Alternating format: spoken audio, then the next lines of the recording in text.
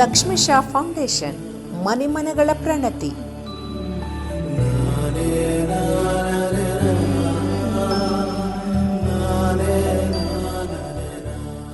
ಕವಿ ಒಂದು ಕಡೆ ಹೇಳ್ತಾರೆ, ಹೊಸ ಹಾದಿಯನ್ನು ಹಿಡಿದು ನಡೆಯಣ್ಣ ಮುಂದೆ, ಹೊಸ ಜೀವ, ಹೊಸ ಭಾವ, ಹೊಸ ವೇಗದಿಂದ. ಇದು ಗೋಪಾಲಕೃಷ್ಣ ಅಡಿಗರು ಬರೆದಿರುವಂತಹ ಸಾಲುಗಳು. ಬದುಕಿನಲ್ಲಿ ಯಾವತ್ತೂ ಕೂಡ ಅಷ್ಟೇ ಧೃತಿಗೆಡದೆ ಹೊಸ ಹಾದಿಯನ್ನು ನಾವು ಹೆಜ್ಜೆ ಇಡೋ ಪ್ರಯತ್ನಗಳನ್ನು ಮಾಡಿದಾಗ ಏನಾದರೂ ಒಂದು ಹೊಸತನದಲ್ಲಿ ಆರಂಭ, ಅದು ಇನ್ನೊಂದಷ್ಟು ಜನಕ್ಕೆ ಸ್ಫೂರ್ತಿಯಾಗುತ್ತೆ ಅನ್ನೋದಕ್ಕೆ ಕಾರಣ ಅದುವೇ ಈ ಲಕ್ಷ್ಮೀಶಾ ಫೌಂಡೇಶನ್ ಆಗೋದಕ್ಕೆ ಕಾರಣ ಆಯಿತು. ಇವತ್ತು ಆ ಫೌಂಡೇಶನ್ ಉದ್ಘಾಟನೆ ಆಗುತ್ತೆ. ವೆಬ್ಸೈಟ್ ಮತ್ತೆ ಫೌಂಡೇಶನ್ ಏನು ಮಾಡುತ್ತೆ ಅನ್ನೋಂಥ ಒಂದು ವಿಡಿಯೋ ಇರುತ್ತೆ. ಜೊತೆಗೆ ನಮ್ಮ ಅತಿಥಿಗಳಿಬ್ಬರಿದ್ದಾರೆ, ವೈದ್ಯಕೀಯ ಕ್ಷೇತ್ರದಲ್ಲಿ ತಮ್ಮದೇ ಛಾಪನ್ನು ಮೂಡಿಸಿದವರು. ಅವರಿಬ್ಬರು ಮಾತನಾಡ್ತಾರೆ, ಜೊತೆಗೆ ಸಂಗೀತದ ಕಾರ್ಯಕ್ರಮ. ಇದಿಷ್ಟು ರೂಪುರೇಷು. ಸೊ ಮೊದಲಿಗೆ ನಾವು ವೇದಿಕೆಗೆ ನಮ್ಮ ಗಣ್ಯರನ್ನು ಬರಮಾಡ್ಕೊಳ್ಳುವಂಥ ಕ್ಷಣಕ್ಕೆ ಹೆಜ್ಜೆ ಇಡ್ತಾ ಇದ್ದೀವಿ.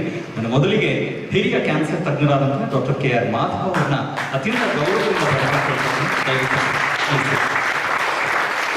ವೈದ್ಯರ ಮುಖಾಂತರವೇ ಈ ಉದ್ಘಾಟನೆ ಆದರೆ ಚಂದ ಅಂತ ಹೇಳಿ ಅದನ್ನ ಯೋಚನೆ ಮಾಡಿದ್ದೆ ಈ ಕಾರ್ಯಕ್ರಮಕ್ಕೆ ಅವರು ಬರೋದಕ್ಕೆ ಕಾರಣ. ಜೊತೆಗೆ ನಾವೆಲ್ಲರೂ ನಂಬಿದ್ದೇವೆ ವೈದ್ಯೋ ನಾರಾಯಣೋ ಹರಿಹಿ ಅಂತ. ಸೊ ಭಗವಂತನ ಸ್ವರೂಪದಲ್ಲಿ ನಾವು ಅವ್ರನ್ನ ಕಾಣ್ತೇವೆ. ಭಗವಂತ ನಮಗೆ ಜೀವ ಕೊಟ್ಟರೆ ಆ ಜೀವ ಜೋಪಾನ ಮಾಡೋದಕ್ಕೆ ಈ ವೈದ್ಯರು ಬೇಕಾಗಿದೆ. ಹಾಗಾಗಿ ಭಗವಂತನ ಪ್ರಾರ್ಥನೆ ಜೊತೆಗೆ ಕಾರ್ಯಕ್ರಮ ಶುರು ಮಾಡೋರಿದ್ದೇವೆ. ನಾನು ವೇದಿಕೆಗೆ ಬರ್ಮಾಡ್ಕೊಳ್ತಾ ಇದ್ದೀನಿ. ಪನ್ನಗ ಅವ್ರನ್ನ ಪ್ರಾರ್ಥನಾ ಗೀತೆಯನ್ನು ಸಾದರಪಡಿಸ್ತಾ ಇದ್ದಾರೆ. ವಂದಿಪೆ ನಿನಗೆ ಗಣನಾಥ, ಮೊದಲ್ ವಂದಿಪೆ ನಿನಗೆ ಗಣನಾಥ, ಬಂದ ವಿಘ್ನ ಕಳೆ ಗಣನಾಥ,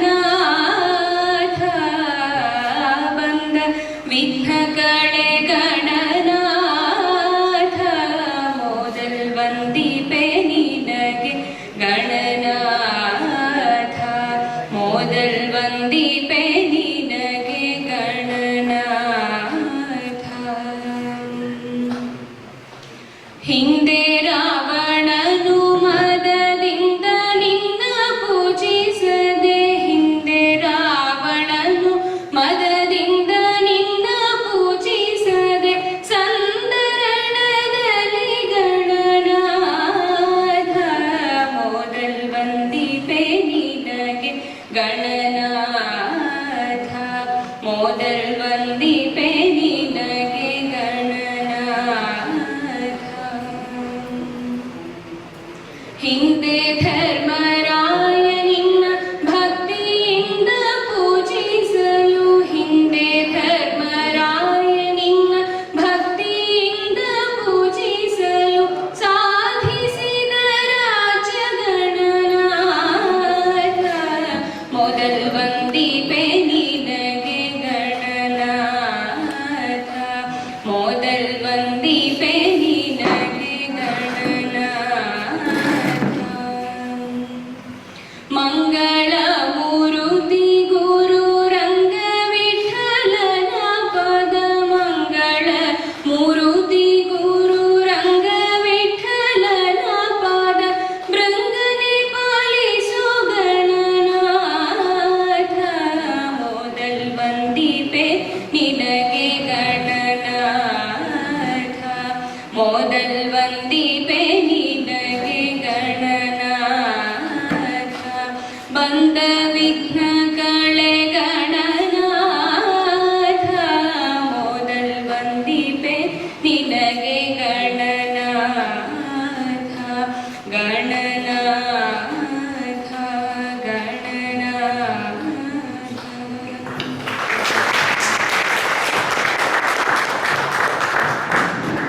ಕಾರ್ಯಕ್ರಮದ ಉದ್ದೇಶಗಳೇನಿದೆ ನೀವೆಲ್ಲರೂ ಕೂಡ ಬಂದಿದ್ದೀರಾ. ಎಲ್ಲ ಮನೆಯವರಾದರೂ ಕೂಡ ಒಂದು ಕಾರ್ಯಕ್ರಮ ಅಂದ ತಕ್ಷಣ ಅದಕ್ಕೊಂದು ಅಫಿಷಿಯಲ್ ವೆಲ್ಕಮ್ ಇರುತ್ತೆ.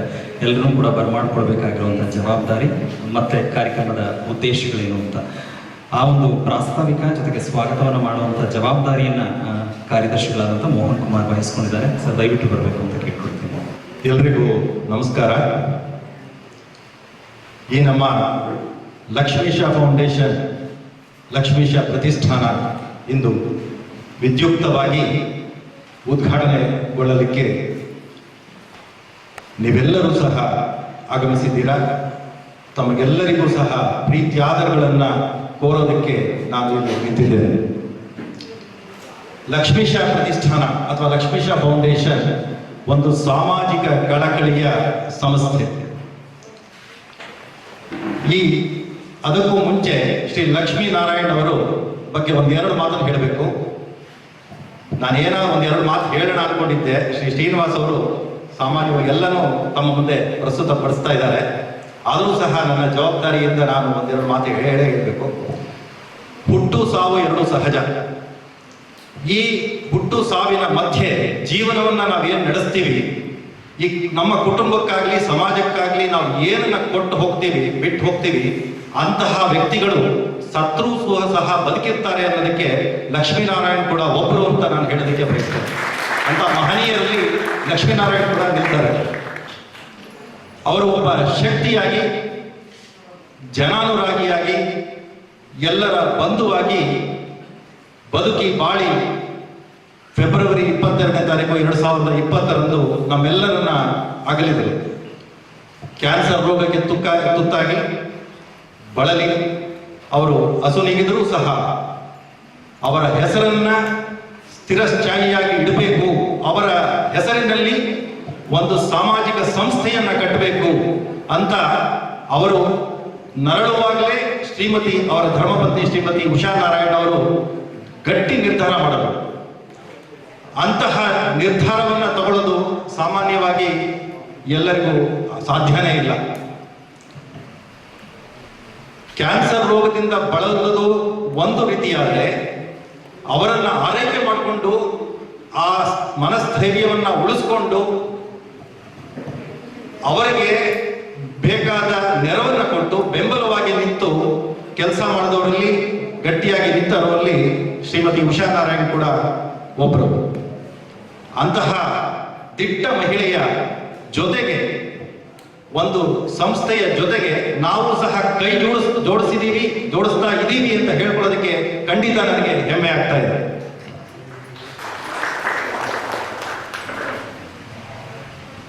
ಈ ನಮ್ಮ ಲಕ್ಷ್ಮೀಶ ಫೌಂಡೇಶನ್ ಸಂಸ್ಥೆ ಸಾಮಾಜಿಕ ಕಳಕಳಿಯ ಸಂಸ್ಥೆ ಅಂತ ನಾನು ಹೇಳಿದೆ. ಯಾರು ಕ್ಯಾನ್ಸರ್ ರೋಗದಿಂದ ಅತೀವವಾಗಿ ಬಳಲ್ತಾ ಇದ್ದಾರೆ, ಅಂತಹ ಅವರನ್ನ ಯಾರು ಆರೈಕೆ ಮಾಡ್ತಾ ಇದ್ದಾರೆ, ಅಂತಹವರ ಮನಸ್ಥಿತಿಯನ್ನ ಕುಗ್ಗದೇ ಇರೋ ತರಹ ಅವರಿಗೆ ಆತ್ಮಬಲವನ್ನ ತುಂಬುವುದಕ್ಕೋಸ್ಕರ ಅವರಿಗೆ ಒಂದು ಕೌನ್ಸಿಲಿಂಗ್ ಆಗಲಿ ಅಥವಾ ಸಾಹಿತ್ಯ, ಕಲೆ, ಜೀವನ ಕಲೆ ಕ್ಷೇತ್ರದಲ್ಲಿ ಅವರನ್ನ ಮನಸ್ಥೈರ್ಯವನ್ನು ಹೆಚ್ಚಿಸೋದಕ್ಕೆ ನಮ್ಮ ಪ್ರತಿಷ್ಠಾನ ಕೈಕಟ್ಟಿ ಟೊಂಕ ಕಟ್ಟಿ ನಿಂತಿದೆ ಅಂತ ಹೇಳ್ಕೊಳ್ಳೋದಕ್ಕೆ ನನಗೆ ಖಂಡಿತ ಹೆಮ್ಮೆ ಆಗ್ತಾ ಇದೆ. ಇಂತಹ ಕಾರ್ಯಕ್ರಮವನ್ನ, ಇಂತಹ ಫೌಂಡೇಶನ್ನ ನಾವು ಇನ್ನೂ ಹೆಚ್ಚಿನ ಸಂಖ್ಯೆಯಲ್ಲಿ ನಾವು ಅಭಿಮಾನಿಗಳನ್ನ, ಬಂಧುಗಳನ್ನ, ಮಿತ್ರರನ್ನ ಸೇರಿಸಿ ನಾವು ಉದ್ಘಾಟನೆ ಮಾಡಿಸ್ಬೇಕು ಅಂತ ಇದ್ವಿ. ಆದರೆ ನಿಮ್ಗೆಲ್ಲರಿಗೂ ಗೊತ್ತಿದೆ, ಈ ಕೋವಿಡ್-19 ಮಾರಿಯಿಂದ ನಾವು ಸಹ ಹೆದರಿ ಕೆಲವು ಅತ್ಯಂತ ಹತ್ತಿರವಾದ ವ್ಯಕ್ತಿಗಳನ್ನ ಮಾತ್ರ ನಾವು ಕರೆದು ಆಹ್ವಾನ ಮಾಡಿ ಇಂದು ವಿದ್ಯುಕ್ತವಾಗಿ ನಾವು ಚಾಲನೆ ಕೊಡೋದಕ್ಕೆ ಸಾಧ್ಯ ಆಗ್ತಾ ಇದೆ. ಹಾಗಾಗಿ ಇಂದು ವಿದ್ಯುಕ್ತವಾಗಿ ಚಾಲನೆ ಕೊಡಲಿಕ್ಕೆ ಯಾವ ಗಣ್ಯ ವ್ಯಕ್ತಿಗಳಿಂದ ನಾವು ಉದ್ಘಾಟನೆ ಮಾಡಿಸಬಹುದು ಅಂತ ನಮ್ಮ ಯೋಚನೆ ಮಾಡಿದಾಗ ನಮ್ಮ ಮನಸ್ಸಿಗೆ ಬಂದಿದ್ದು ಎರಡೇ ಹೆಸರು. ಇಬ್ಬರೂ ಸಹ ವೈದ್ಯಕೀಯ ಕ್ಷೇತ್ರಗಳಲ್ಲಿ ತಮ್ಮ ಛಾಪನ್ನ ಹಾಕಿ ಕಳಕಳಿಯಿಂದ ಜನಸೇವೆ ಮಾಡ್ತಾ ಇರ್ತಕ್ಕಂತಹ ಡಾಕ್ಟರ್ KR ಮಾಧವ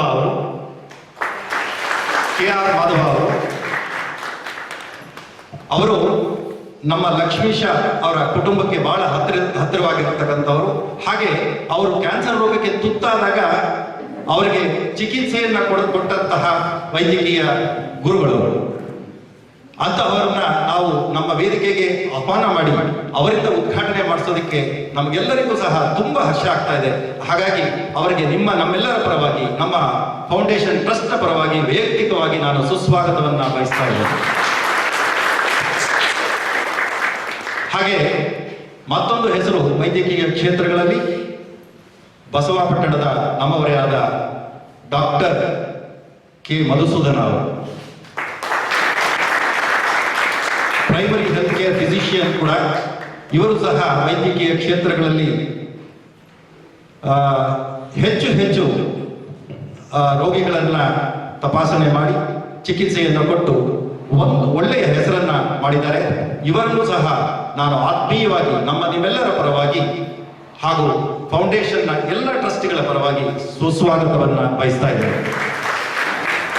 ಈ ಕಾರ್ಯಕ್ರಮಕ್ಕೆ ಡಾಕ್ಟರ್ ಮಾಧವ ಅವರ ಶ್ರೀಮತಿಯವರು ಬಂದಿದ್ದಾರೆ. ಅವರನ್ನು ಸಹ ಆತ್ಮೀಯವಾಗಿ ನಾನು ಸ್ವಾಗತವನ್ನು ಬಯಸ್ತಾ ಇದ್ದೇನೆ. ನಾನು ಹೇಳಿದೆ, ಈ ಜೀವನ ಕಲೆ, ಮನಸ್ಥೈರ್ಯ ಇವೆಲ್ಲವನ್ನು ಕೊಡುವುದರ ಜೊತೆಗೆ ತಿಂಗಳು ನಾವು ಒಂದು ಸಾಹಿತ್ಯ ಅಥವಾ ಸಂಗೀತ ಕಾರ್ಯಕ್ರಮ ಕಲೆಯನ್ನ ನಾವು ಆಯೋಜನೆ ಮಾಡಿಕೊಂಡಿದ್ದೀವಿ. ಒಂದು ತಿಂಗಳಲ್ಲಿ ಒಂದು ಬಾರಿ ನಾವು ಸೇರಿ ಅಂತಹ ಕಾರ್ಯಕ್ರಮವನ್ನ ರೂಪಿಸಬೇಕು ಅಂತ. ಹಾಗೆ ಪ್ರಥಮವಾಗಿ ನಾವು ಉದ್ಘಾಟನೆಗೆ ಇಂದು ಯಾರನ್ನ ನಾವು ಪ್ರಥಮವಾಗಿ ಸಂಗೀತ ಕಾರ್ಯಕ್ರಮಕ್ಕೆ ಕರೀಬೇಕು ಅಂತ ಅಂದ್ಕೊಂಡಾಗ ನಮ್ಮ ಮನಸ್ಸಿಗೆ ಬಂದಿದ್ದು ನಮ್ಮ ಟ್ರಸ್ಟಿಗಳಲ್ಲಿ ಒಬ್ಬರಾದ ಶ್ರೀ ನಾಗರಾಜ್ ಅವರ ಧರ್ಮಪತ್ನಿ ಶ್ರೀಮತಿ ಸಂಧ್ಯಾ ನಾಗರಾಜ್ ಅವರು.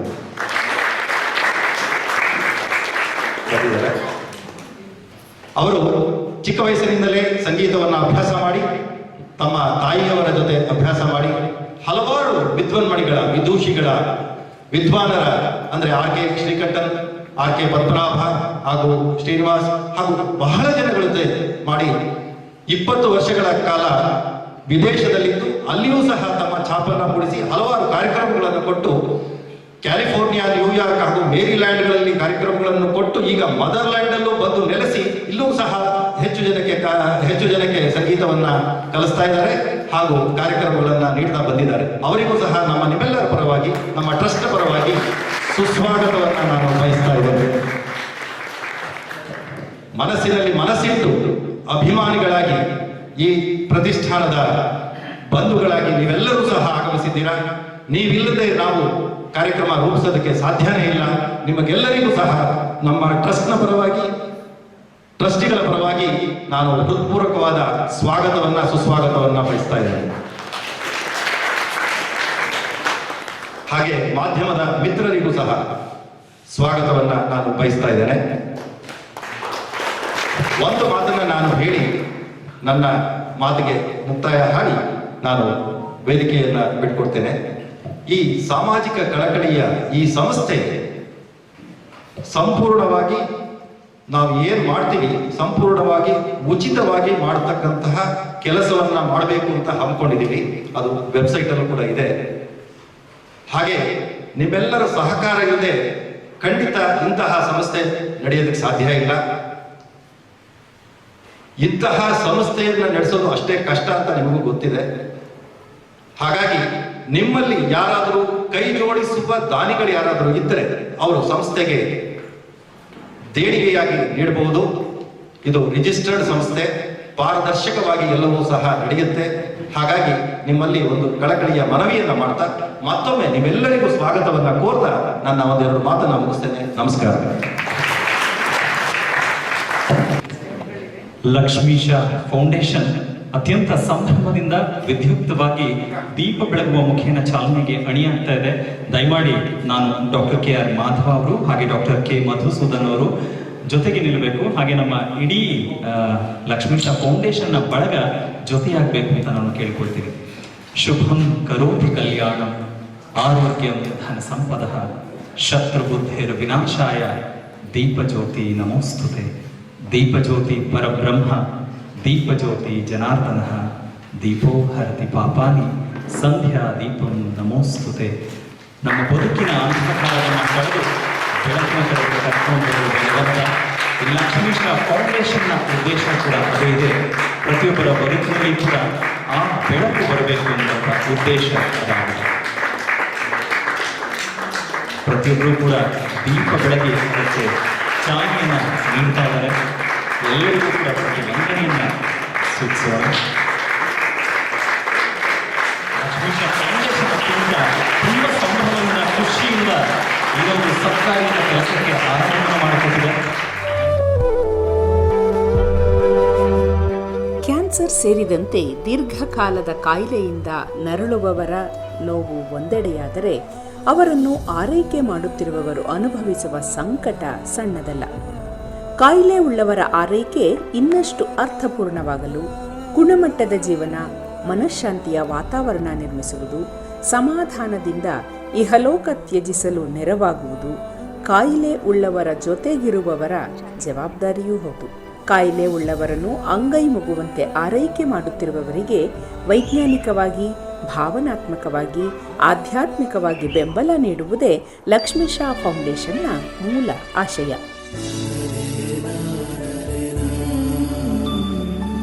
ಆರೈಕೆ ಮಾಡುತ್ತಿರುವವರ ಜೊತೆ ನಿರಂತರ ಸಂಪರ್ಕ, ಸಂವಹನ, ಭಾವನಾತ್ಮಕ ಸಹಾಯ, ಆಪ್ತ ಸಲಹೆ, ಸಪೋರ್ಟ್ ಗ್ರೂಪ್ ಮೀಟಿಂಗ್ ಹೀಗೆ ಹಲವಾರು ವಿಧಗಳಿಂದ ಅವರ ಪಾಲಿಗೆ ಭರವಸೆಯಾಗಿ ನಿಲ್ಲುವುದು ಲಕ್ಷ್ಮೀಶಾ ಫೌಂಡೇಶನ್ನ ಉದ್ದೇಶ. ಇಲ್ಲಿ ಎಲ್ಲ ಸೇವೆಗಳು ಸಂಪೂರ್ಣ ಉಚಿತ. ಇದರ ಜೊತೆಗೆ ಸಂಗೀತ, ಸಾಹಿತ್ಯ, ಜೀವನ ಕಲೆ ಸೇರಿದಂತೆ ಹಲವಾರು ಕಾರ್ಯಕ್ರಮಗಳ ಆಯೋಜನೆ, ಉಪಯುಕ್ತವಾದ ಆದರೆ ನಾವು ಬಳಸದಿರುವ ವಸ್ತುಗಳನ್ನು ಅಗತ್ಯ ಇರುವವರಿಗೆ ತಲುಪಿಸುವ ವ್ಯವಸ್ಥೆ, ಕಾಯಿಲೆಯಿಂದ ಬಳಲುತ್ತಿರುವ ಕುಟುಂಬದವರ ಮಕ್ಕಳಿಗೆ ಶೈಕ್ಷಣಿಕ ನೆರವು ಇವೆಲ್ಲ ಲಕ್ಷ್ಮೀಶಾ ಫೌಂಡೇಶನ್ನ ಧ್ಯೇಯೋದ್ದೇಶ. ಲಕ್ಷ್ಮೀಶಾ ಫೌಂಡೇಶನ್ ಮನೆಮನಗಳ ಪ್ರಣತಿ.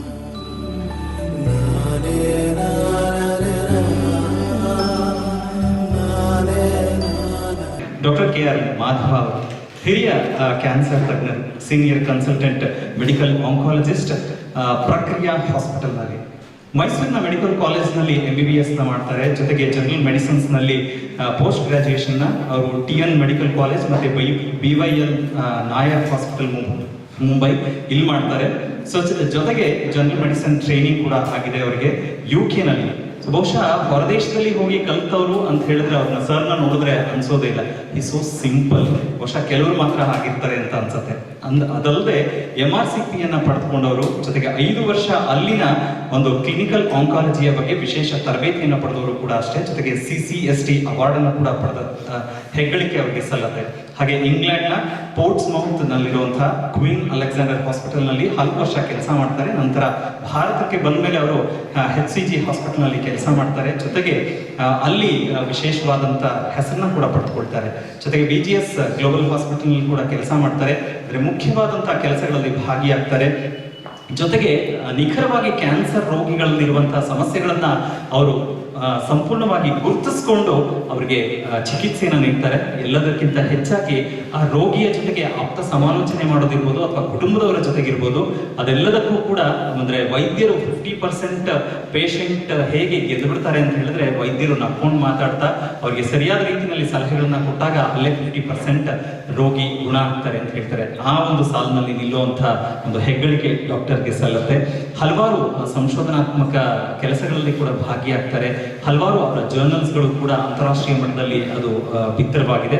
ಹೀಗೆ ತಮ್ಮದೇ ಆದಂತಹ ಸಾಧನೆಯ ಮೈಲಿಗಲ್ಲುಗಳನ್ನು ಸ್ಥಾಪನೆ ಮಾಡ್ತಾ, ಕ್ಯಾನ್ಸರ್ ಅಂದಾಕ್ಷಣ ಎಲ್ಲರೂ ಕೂಡ ಹೆದರ್ತೀವಿ, ಅದರಿಂದ ಕೇಳಿದ ತಕ್ಷಣ ಓಡಬೇಕು ಅಂತ ಅಂದ್ಕೊಳ್ತೀವಿ. ಇಲ್ಲ, ಓಡಬೇಡಿ, ಅದನ್ನ ನಾವು ನಿಭಾಯಿಸ್ಬೋದು ಸರಿಯಾದ ಹಂತದಲ್ಲಿ ಗುರುತಿಸಿದ್ರೆ. ಹೀಗೆ ಎಲ್ಲವನ್ನೂ ಕೂಡ ಮಾಡ್ತಾ ಬಂದು ಅವರದೇ ಆದಂತಹ ಛಾಪನ್ನ ಮೂಡಿಸಿದ್ದಾರೆ ಡಾಕ್ಟರ್ KR ಮಾಧವ ಅವರು. ಮತ್ತೊಮ್ಮೆ ನನ್ನ ಪ್ರೀತಿಯಿಂದ ಅವರಿಗೆ ಅಭಿನಂದನೆಗಳನ್ನು ತಿಳಿಸ್ತಾ, ಇವತ್ತು ಅಂದ್ರೆ ಸರ್ ಮಾತಾಡ್ತಾ ಹೇಳಿದ್ರು ಲಕ್ಷ್ಮೀನಾರಾಯಣ ಅವರಿಗೆ ಕೂಡ ನಾವು ಟ್ರೀಟ್ ಮಾಡ್ತಾ ಇದ್ದು ಅಂತ ಕೇಳಿ. ಸೊ ಕೇಳಿ ಖುಷಿ ಆಯ್ತು. ಒಬ್ಬ ಪೇಷಂಟ್ ಕುಟುಂಬದ ಜೊತೆಗೆ ನೀವೆಷ್ಟು ಆಪ್ತರಾಗಿದ್ದೀರಾ ಅಂತ ಹೇಳಿದ್ರೆ ಈ ಕಾರ್ಯಕ್ರಮಕ್ಕೆ ಬಂದಿರೋದ್ರಿಂದ ನನಗೆ ಗೊತ್ತಾಗ್ತಾ ಇದೆ sir. So thanks for your support. So ನಿಮ್ಮ ಸಹಕಾರ ಹೀಗೆ ಇರಲಿ. ಹಾಗೆ ಈ ಏನೆಲ್ಲ ಮುಂದೆ ಮಾಡಕ್ ಹೊರಟಿದ್ದಾರೆ ಅದಕ್ಕೆ ಕೂಡ ನಿಮ್ಮ ಸಹಕಾರ ಇರಲಿ ಅಂತ ಕೇಳ್ಕೊಳ್ತಾ ಈ ಸಭೆಯನ್ನು ಉದ್ದೇಶಿಸಿ ಮಾತನಾಡಬೇಕು ಅಂತ ಕೇಳ್ಕೊಳ್ತಾ ಇದ್ದೀನಿ ಸರ್. ನಾನು ಈಗ ಉಷಾ ಮೇಡಮ್ ಅವರನ್ನು ಐ ಥಿಂಕ್ 2-3 ವರ್ಷ ಹಿಂದೆ ಭಾರತಿ ಮೇಡಮ್ ಇಲ್ಲೇ ಇದ್ದಾರೆ, ಅವ್ರ ಕ್ಲೋಸ್ ಫ್ರೆಂಡ್. ಅವರು ಹೇಳಿದ್ರು ನನ್ನ ಈ ಕ್ಲೋಸ್ ಫ್ರೆಂಡ್ ಇದ್ದಾರೆ, ಅವರ ಹಸ್ಬೆಂಡಿಗೆ ಪ್ರಾಬ್ಲಮ್ ಇದೆ, ಹೆಲ್ಪ್ ಮಾಡಬೇಕು ಅಂತ. BGS ಅಲ್ಲಿದ್ದಾಗ ಅವ್ರು ಕರ್ಕೊಂಡ್ಬಂದಿದ್ರು.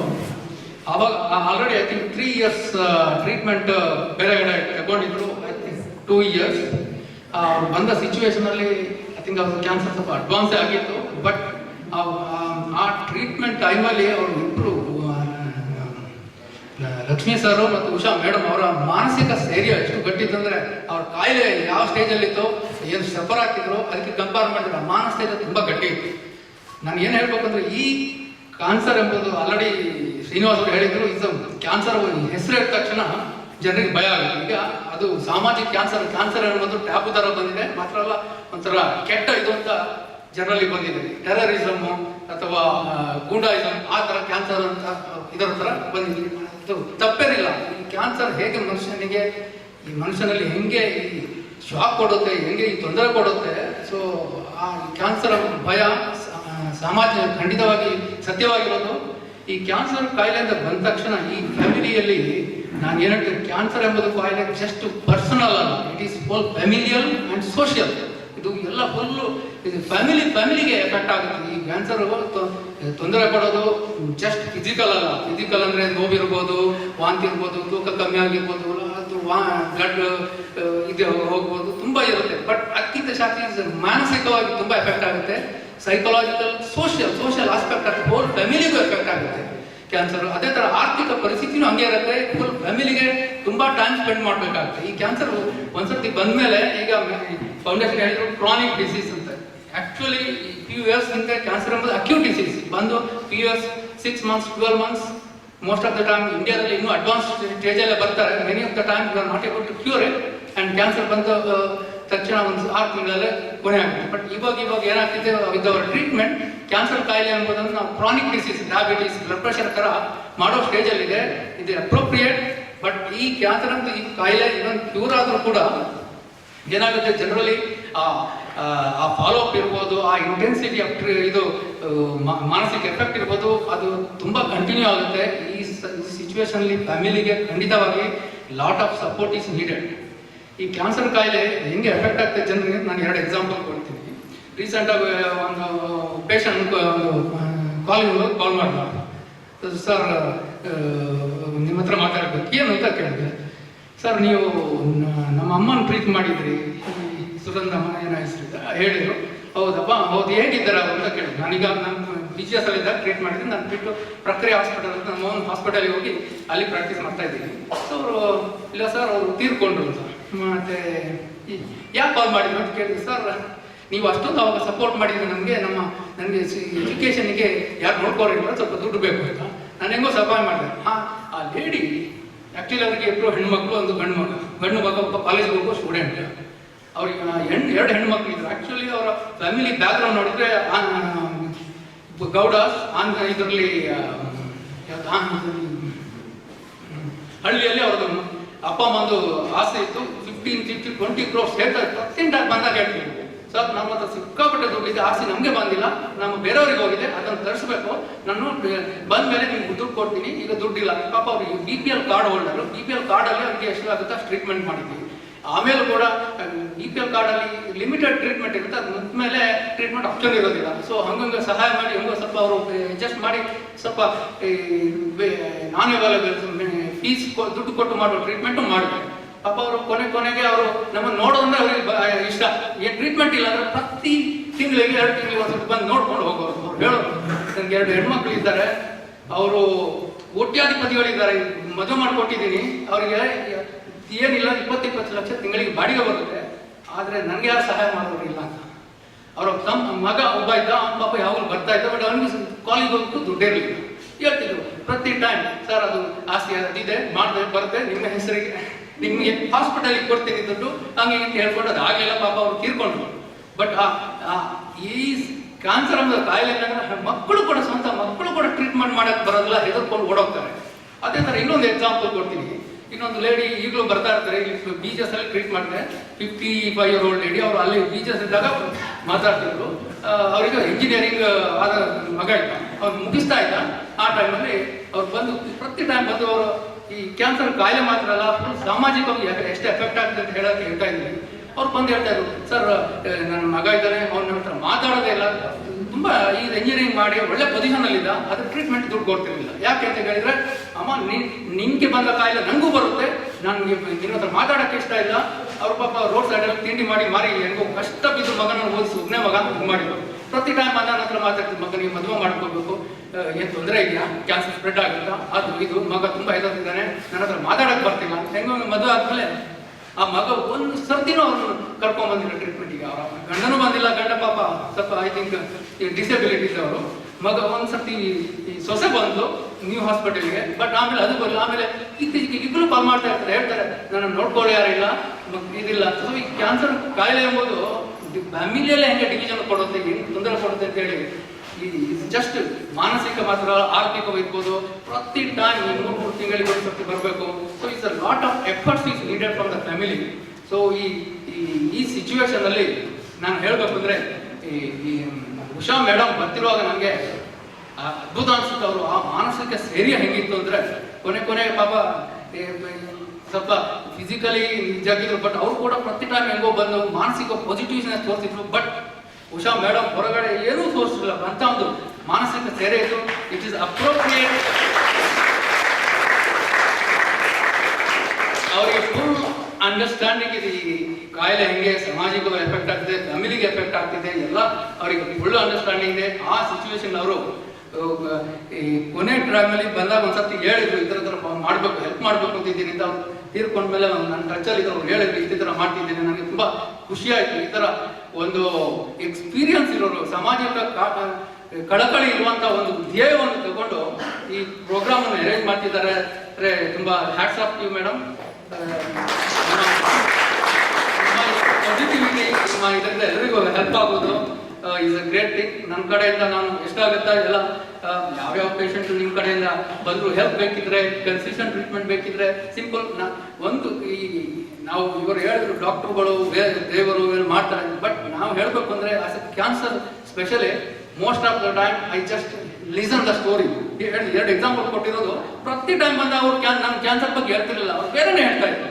ಅದನ್ನೇ ಕೇಳ್ಕೊಂತಾರೆ ಫ್ರೆಂಡ್ಲಿ ಆಗಿ ಅಂತ. ಎಷ್ಟೋ ಪೇಷಂಟ್ಗಳು ಕಾಲ್ ಮಾಡ್ತಾ ಇರ್ತಾರೆ. ಈಗ ನೀವು ಟೆಲಿಮೆಡಿಸಿನ್ ಅಂತ ಹೇಳೋದು ಈ ಕೊರೋನಾ ಬಗ್ಗೆ. ಆಕ್ಚುಲಿ ನಾನು ಟೆಲಿಮೆಡಿಸಿನ್ ಪ್ರಾಕ್ಟೀಸ್ ತುಂಬ ವರ್ಷದಿಂದ ಮಾಡ್ತಿದ್ದೀನಿ. ಯಾವ ಪೇಷಂಟ್ ಬಂದ್ರು ಅನ್ನೆಸರಿ ವಿಸಿಟ್ ಹಾಸ್ಪಿಟಲ್ ಮಾಡಬಾರ್ದು. ಏನ್ ಪ್ರಾಬ್ಲಮ್ ಇದ್ರೆ ಸಿಂಪಲ್ ಫೋನಲ್ಲಿ ಮಾಡೋದ್ರೆ ನಾನು ಫೋನ್ ಎಲ್ಲ ಪೇಷಂಟ್ಗೆ ನಾನು ಫೋನ್ ಕೊಟ್ಟಿರ್ತೀನಿ. ಏನ್ ಪ್ರಾಬ್ಲಮ್ ಇದ್ರೆ ಕಾಲ್ ಮಾಡಿ, ಸಿಂಪಲ್ ಆಗಿ ಅಲ್ಲೇ ಮ್ಯಾನೇಜ್ ಮಾಡ್ಬೋದು. ಮೆನಿ ಟೈಮ್ಸ್ ಮಿಸ್ಇನ್ಫಾರ್ಮೇಶನ್ ಕೊಡ್ತಾರೆ, ಹೆದರ್ತಾರೆ, ಬೇರೆ ಡಾಕ್ಟರ್ ಬಗ್ಗೆ ದೂರ ಅಲ್ಲ. ಬಟ್ ಮೆನಿ ಡಾಕ್ಟರ್ಸ್ ಜಸ್ಟ್ ಗೊತ್ತಿಲ್ಲದೆ ಇನ್ಎಕ್ಸ್ಪೀರಿಯನ್ಸ್ ಇರ್ಬೋದು. ಆ ಟೆಸ್ಟ್ ಮಾಡು, ಈ ಟೆಸ್ಟ್ ಮಾಡು, unnecessary things, lot of time will be wasted in unnecessary things, doing unnecessary test, unnecessary follow ಮಾಡಿ ಓಡಾಡ್ಕೊಂಡು ಒಂದು ಕಡೆ ಇನ್ನೊಂದು ಕಡೆ ಹೋಗೋದು. ಲಾಟ್ ಆಫ್ ಟೈಮ್ ವಿಲ್ ಬಿ ವೇಸ್ಟೆಡ್. ಈ ಸಿಚುವೇಶನ್ ನಾನು my first thing is to advise. Most of the problem can be solve over the phone. I simple advise over the phone. I give. Sometimes ಬಂದ್ರು ಸುಮ್ಮನೆ ನೋಡ್ಕೊಂಡು ಅವರ medical knowledge and skills matters only 20%. It's the remaining 70 to 80%. How you express, how you talk, and how you address their concerns. Empathy is the most important thing. So these are the simple things we do to help the patient. So madam our will cover the remaining 70 to 80% of the social aspect. Thank you very much for doing this. ಇಲ್ಲೇ ಇದೆ sir. Before concluding, actually ನಾವು ಯಾವುದೇ madam ಅಷ್ಟೇ, ನಾವು ಅಷ್ಟೇ ತುಂಬ doctor shows ಎಲ್ಲ ಮಾಡ್ತಾ ಇರ್ತೀವಿ. ಅಲ್ವೊಂದು ನಾನು ಕಾಮನ್ ಪರ್ಸನ್ ಒಂದು ಕೇಳ್ತಾ ಇರ್ತೀನಿ. ಇವತ್ತು ಗೂಗಲ್ ಡಾಕ್ಟರ್ಸ್ ತುಂಬ ಜನ ಆಗೋಗ್ಬಿಟ್ಟಿದ್ದಾರೆ. ಸೊ ಕ್ಯಾನ್ಸರ್ ಬಗ್ಗೆಗೆ ತುಂಬ ಜನ ಅದೇ ಗೂಗಲ್ ನೋಡಿಕೊಂಡು ಎಲ್ಲ ತುಂಬ ಅವರಷ್ಟಿಗೆ ಅವರೇ medications, self medications, self knowledge ಏನಿದೆಯಲ್ಲ, ಅದು ಎಷ್ಟರ ಮಟ್ಟಕ್ಕೆ ಸರಿ ತಪ್ಪು ಅಥವಾ ಏನಿದೆ, ಪ್ಲೀಸ್ ಗೈಡ್ ಸರ್. ನಾನು ಫಸ್ಟ್ ಥಿಂಗ್ ಹೇಳಬೇಕು ಅಂದರೆ ಬೇರೆ ಸಬ್ಜೆಕ್ಟ್ ಕ್ಯಾನ್ಸರ್ ಎಂಬುದು ಹೊಸ ಅಡ್ವಾನ್ಸ್ಮೆಂಟ್ ಇನ್ ದ ಟ್ರೀಟ್ಮೆಂಟ್ ಎಷ್ಟಾಗ್ತಿದೆ ಅಂದರೆ even myself to update many times of Google. ಅಂದರೆ ಇಮ್ಯಾಜಿನ್ ಏನು ಬೇಸಿಕ್ ನಾಲೆಜ್ ಇಲ್ಲದೆ ಏನು ಗೂಗಲ್ ಮಾಡಿದರೆ it is impossible to treat. It's only lead to confusion and unnecessary stress and anxiety. ತುಂಬ patient Google search ಮಾಡ್ಕೊಂಡು ಬರ್ತಾರೆ, ಕೇಳ್ತಾರೆ. But Google, I think searching the Google for oncology drugs, oncology medicine is so vast and so ಒಂದು, for example ಒಂದು stage cancer, breast cancer stage 3 ಇರ್ಬೋದು. 10 varieties ಇದೆ you can treat. Chemotherapy ಕೊಡ್ಬೋದು. Chemotherapy 10 variety ಇದೆ. Surgery first ಮಾಡೋದು, ಆಮೇಲೆ ಮಾಡೋದು, surgery, chemo, radiation. So oncology treatment is so complex. So many varieties of treatment. Google search will only lead to confusion. So before even treatment, the diagnosis are so very complicated. So oncology ಎಂಬುದು particular ಇದು simple ಫೀವರಿಗೆ Google ಮಾಡಿ ನೋಡ್ಬೋದು ಯಾವುದಾದ್ರು cause ಅಂತ, ಅದಕ್ಕಿಂತ ವಿನ ಏನು ಮಾಡೋಕ್ಕಾಗಲ್ಲ. ಬಟ್ ಕ್ಯಾನ್ಸರ್ ಆಗಲ್ಲ. It is very complex and advice is to listen to the doctor and then Google search. That might help. But ಫಸ್ಟಿಗೆ ಗೂಗಲ್ ಸರ್ಚ್ ಮಾಡಿಕೊಂಡು ಕನ್ಫ್ಯೂಷನ್ ಮಾಡ್ಕೊಂಡು ಬಂದರೆ you don't know what question to ask. It is difficult.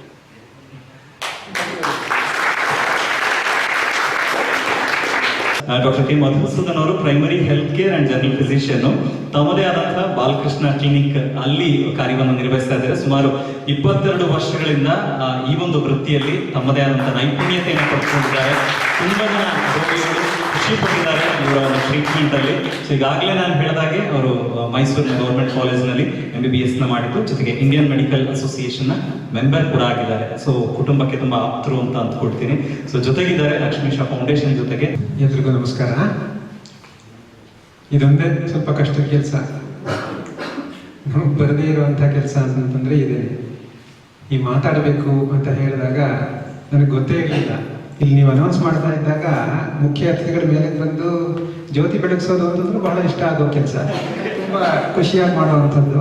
ಆಮೇಲೆ ಮಾತಾಡ್ತಾರೆ ಅಂತಂದ್ರಲ್ಲ, ಅವಾಗ ಡವ ಡವ ಅಂತ ಶುರು patient ಜೊತೆ ಮಾತಾಡ್ತಿರಲ್ಲ ಸರ್? ಅದು ಒಬ್ಬರ ಜೊತೆನಲ್ಲಿ ಒಬ್ಬರ ಕೈನಲ್ಲಿ ಮಾತಾಡ್ಬೇಕಾದ್ರೆ ಬಹಳ ಉತ್ಸಾಹವಾಗಿ ಚೆನ್ನಾಗೇ ಮಾತಾಡ್ತೀನಿ, ನಾನೇ ಹೇಗೆ ಅನ್ಕೊಂಡು ಬೇಕಾದ್ರೆ. ಆದ್ರೆ ಇಷ್ಟೊಂದು ಜನಗಳ ಮಧ್ಯದಲ್ಲಿ ಮಾತಾಡೋದು ಸ್ವಲ್ಪ ಚೆನ್ನಾಗೇ ಕಷ್ಟ. ಅದಲ್ಲದೆ ನನಗೆ ಹೆಚ್ಚು ಮಾತಾಡೋದಕ್ಕೆ ಕಷ್ಟ ಆಗುವಂತಹ ವಿಚಾರ ಅಲ್ಲ ಇದು. ಯಾಕೆಂತಂದ್ರೆ ನಮಗೆ ಫ್ಯಾಮಿಲಿ ಥರ ಇರುವಂತಹ ಒಂದು ವಿಚಾರ ಆಗಿರೋದ್ರಿಂದ ಸುಮ್ಮನೆ ಒಂದು 2-3 ವಿಚಾರಗಳನ್ನ ನನ್ನ ಮನಸ್ಸಿಗೆ ಬಂದಿರೋದನ್ನ ಆತ್ಮೀಯವಾಗಿ ಮುಕ್ತವಾಗಿ ಹೇಳಿ 2 ಮಾತನ್ನು ಮುಗಿಸ್ತೀನಿ, ಯಾರಿಗೂ ಬೋರ್ ಮಾಡಲ್ಲ. ಲಕ್ಷ್ಮೀ ಶೆಣೆಯ ಮತ್ತೆ ನನಗೆ ಇದ್ದಿದ್ದ ಒಡನಾಟ ಬಹಳ ಕಮ್ಮಿ, ವೈಯಕ್ತಿಕ ಒಡನಾಟ ನಾನು ಹೇಳ್ತಾ ಇರೋದು. ಅವ್ರ ತಮ್ಮ ನನಗೆ ಬಹಳ ಆತ್ಮೀಯ ಸ್ನೇಹಿತ. ಬಟ್ ಲಕ್ಷ್ಮೀ ಶೆಣೆಗೂ ನನಗೂ ಒಂದು 2-3 ಸತಿ ಮಾತ್ರ ವೈಯಕ್ತಿಕ ಭೇಟಿ ಅಂತ ಆಗಿರ್ಬೋದು. ಈ ಫಂಕ್ಷನ್ಗಳಲ್ಲಿ ಮನೆಗೆ ಹೋದಾಗ ಸಿಗೋದನ್ನು ಬಿಟ್ಟು ನಾನು ಹೇಳ್ತಾ ಇರೋದು ವೈಯಕ್ತಿಕವಾಗಿ. ಅವ್ರು 2-3 ಸತಿ ನನ್ನನ್ನು ಭೇಟಿಯಾಗಿರೋದು ಸಹ ಅವ್ರು ಯಾವುದಾದ್ರೂ ಒಂದು ಸಮಾಜಮುಖಿಯಾಗಿರುವಂತಹ ಕೆಲಸದಲ್ಲಿ, ಒಂದು ಸತ್ಕಾರ್ಯದಲ್ಲಿ ಪಾಲ್ಗೊಂಡಿದ್ದಾಗ ನನ್ನ ಹತ್ರ ಬಂದು ನನ್ನನ್ನು ಭೇಟಿಯಾಗಿ ಆ ಸತ್ಕಾರ್ಯದಲ್ಲಿ ನಾನು ಒಂದು ಪಾಲಾಗಲಿ ಅನ್ನೋ ಇಷ್ಟಕ್ಕೆ ಮಾತ್ರ ಬರ್ತಾ ಇದ್ರು. ಅದರಲ್ಲಿ ನಾನು ಭಾಗಿಯಾಗಿ ಅದರಿಂದ ಒಂದು ಸ್ವಲ್ಪ ಪುಣ್ಯ ನಾನು ಸಂಪಾದನೆ ಮಾಡೋದಕ್ಕೆ ಅವಕಾಶ ಮಾಡಿಕೊಡ್ತಾ ಇದ್ದಂಥ ಪುಣ್ಯಾತ್ಮನೆ ಲಕ್ಷ್ಮೀ ಶೆಣೆ. ಅವರ ಕಡೆಯ ದಿನಗಳಲ್ಲಿ ನಾನು ಅವ್ರ ಮನೆಗೆ ಹೋಗಿದ್ದೆ. ಅಲ್ಲಿ ಹೋಗ್ತಾ ಇದ್ದಾಗ ಅಲ್ಲಿ ಗೋಡೆ ಮೇಲೆ ಒಂದು ಚಿತ್ರಪಟ ಇತ್ತು ವಿವೇಕಾನಂದರದು. ನಾನು ರಾಮಕೃಷ್ಣಾಶ್ರಮದಲ್ಲಿ ಓದಿದೆ, ವಿವೇಕಾನಂದರು ಅಂದ ತಕ್ಷಣ ನನಗೆ ಸ್ವಲ್ಪ ಅಟ್ರಾಕ್ಷನ್ ಆಗುತ್ತೆ, ಅದು ಹೋದೆ.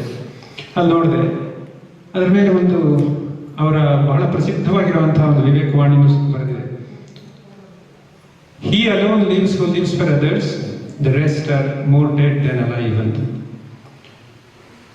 ಈ ಫೋಟೋನ ಒಂದು ಸ್ಫೂರ್ತಿಯಾಗಿ ಇಟ್ಕೊಂಡು ಜೀವನ ಮಾಡೋದಕ್ಕೆ ಇವರು ತಗೊಬಂದು ಇಟ್ಕೊಂಡ್ರ, ಅಥವಾ ಇವ್ರ ಜೀವನದ ರೀತಿಯನ್ನು ನೋಡ್ಬಿಟ್ಟು ಯಾರಾದ್ರೂ ಇವ್ರಿಗೆ ಇದನ್ನು ಉಡುಗೊರೆಯಾಗಿ ಕೊಟ್ರ ಅಂತ ನನಗೆ ಆಶ್ಚರ್ಯ ಆಯಿತು.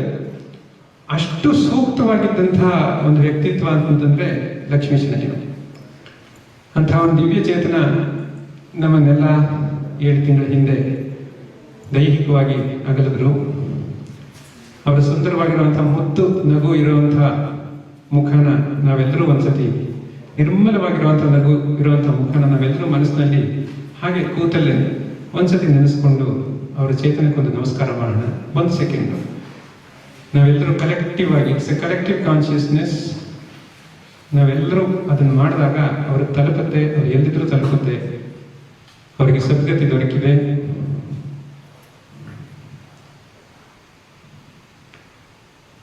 ಅವ್ರಿಗೆ ಅಮರತ್ವ ದೊರಕಿದೆ ಅಂತ ನಾವೆಲ್ಲರೂ ನಂಬೋಣ. ಅವರ ಚೇತನಕ್ಕೆ ನಮಸ್ಕರಿಸ್ತಾ ಉಷಾತಿಯ ಬಗ್ಗೆ 1-2 ಮಾತನ್ನ ಹೇಳ್ತೇನೆ. ನನಗೆ ಲಕ್ಷ್ಮೀ ಶೆಣೆಗೆ ಈ ರೀತಿಯಾದಂಥ ಕ್ಯಾನ್ಸರ್ ರೋಗ ಬಂದಿದೆ, ಅದರಿಂದ ಬಳಲ್ತಾ ಇದ್ದಾರೆ ಅಂತ ಗೊತ್ತಾಗಿದ್ದು ಫಣಿಶೆಣೆ ಮನೆಗೆ ಹೋದಾಗ. ಲೇಟಾಗಿ ಗೊತ್ತಾಯ್ತು ಅಂತ ಇಟ್ಕೊಳ್ಳಿ, ಅವ್ರು ಹೋಗೋದು 4 ತಿಂಗಳು 3 ತಿಂಗಳ ಹಿಂದೆನೋ ಗೊತ್ತಾಯ್ತೇನೋ. ಗೊತ್ತಾದ್ಮೇಲೆ ನನಗೆ ಒಂದ್ಸತಿ ಅತ್ತಿಗೆ ಕೈನಲ್ಲಿ ಮಾತಾಡಬೇಕು, ಸುಮ್ಮನೆ ಒಂದು 15-20 ನಿಮಿಷ ಒಂದು ಒಡನಾಟ ಇರಲಿ ಅಂತ ಒಂದು ಭಾನುವಾರ ಫೋನ್ ಮಾಡಿದೆ. ನಾನು ನನ್ನ ಮನಸ್ಸಿನಲ್ಲಿ ಏನು ಅಂದ್ಕೊಂಡಿದ್ದೆ ಅಂತಂದ್ರೆ, ಇಷ್ಟೊಂದು ಕಷ್ಟ ಇದೆ, 4 ವರ್ಷದಿಂದ ಒದ್ದಾಡ್ತಾ ಇದ್ದಾರೆ ಅಂತಂದ್ರೆ ಮಾನಸಿಕವಾಗಿ ಸ್ವಲ್ಪ ಖಿನ್ನವಾಗಿರಬಹುದೇನೋ, ಸ್ವಲ್ಪ 1-2 ಧೈರ್ಯದ ಮಾತುಗಳನ್ನ, ಒಂದು ಸಾಂತ್ವನದ ಮಾತುಗಳನ್ನ ಹೇಳೋಣ, ನಾವು ಇದೀವಿ ಜೊತೆನಲ್ಲಿ ಅಂತನ್ನುವಂತಹ ಒಂದು ಭರವಸೆಯ 1-2 ಮಾತುಗಳನ್ನ ಹೇಳೋಣ ಅಂತ ನಾನು ಫೋನ್ ಮಾಡಿದೆ. ಮಾತಾಡಿದ್ವಿ 15-20 ನಿಮಿಷನೋ 30 ನಿಮಿಷನೋ ಮಾತಾಡಿದ್ವಿ. ಆದ್ರೆ ನಾನು ಅನ್ಕೊಂಡಿದ್ದೀನಿ ಯಾವುದನ್ನು ಅವ್ರಿಗೆ ನಾನು ಮಾಡೋ ಅವಶ್ಯಕತೆನೇ ಬರಲಿಲ್ಲ.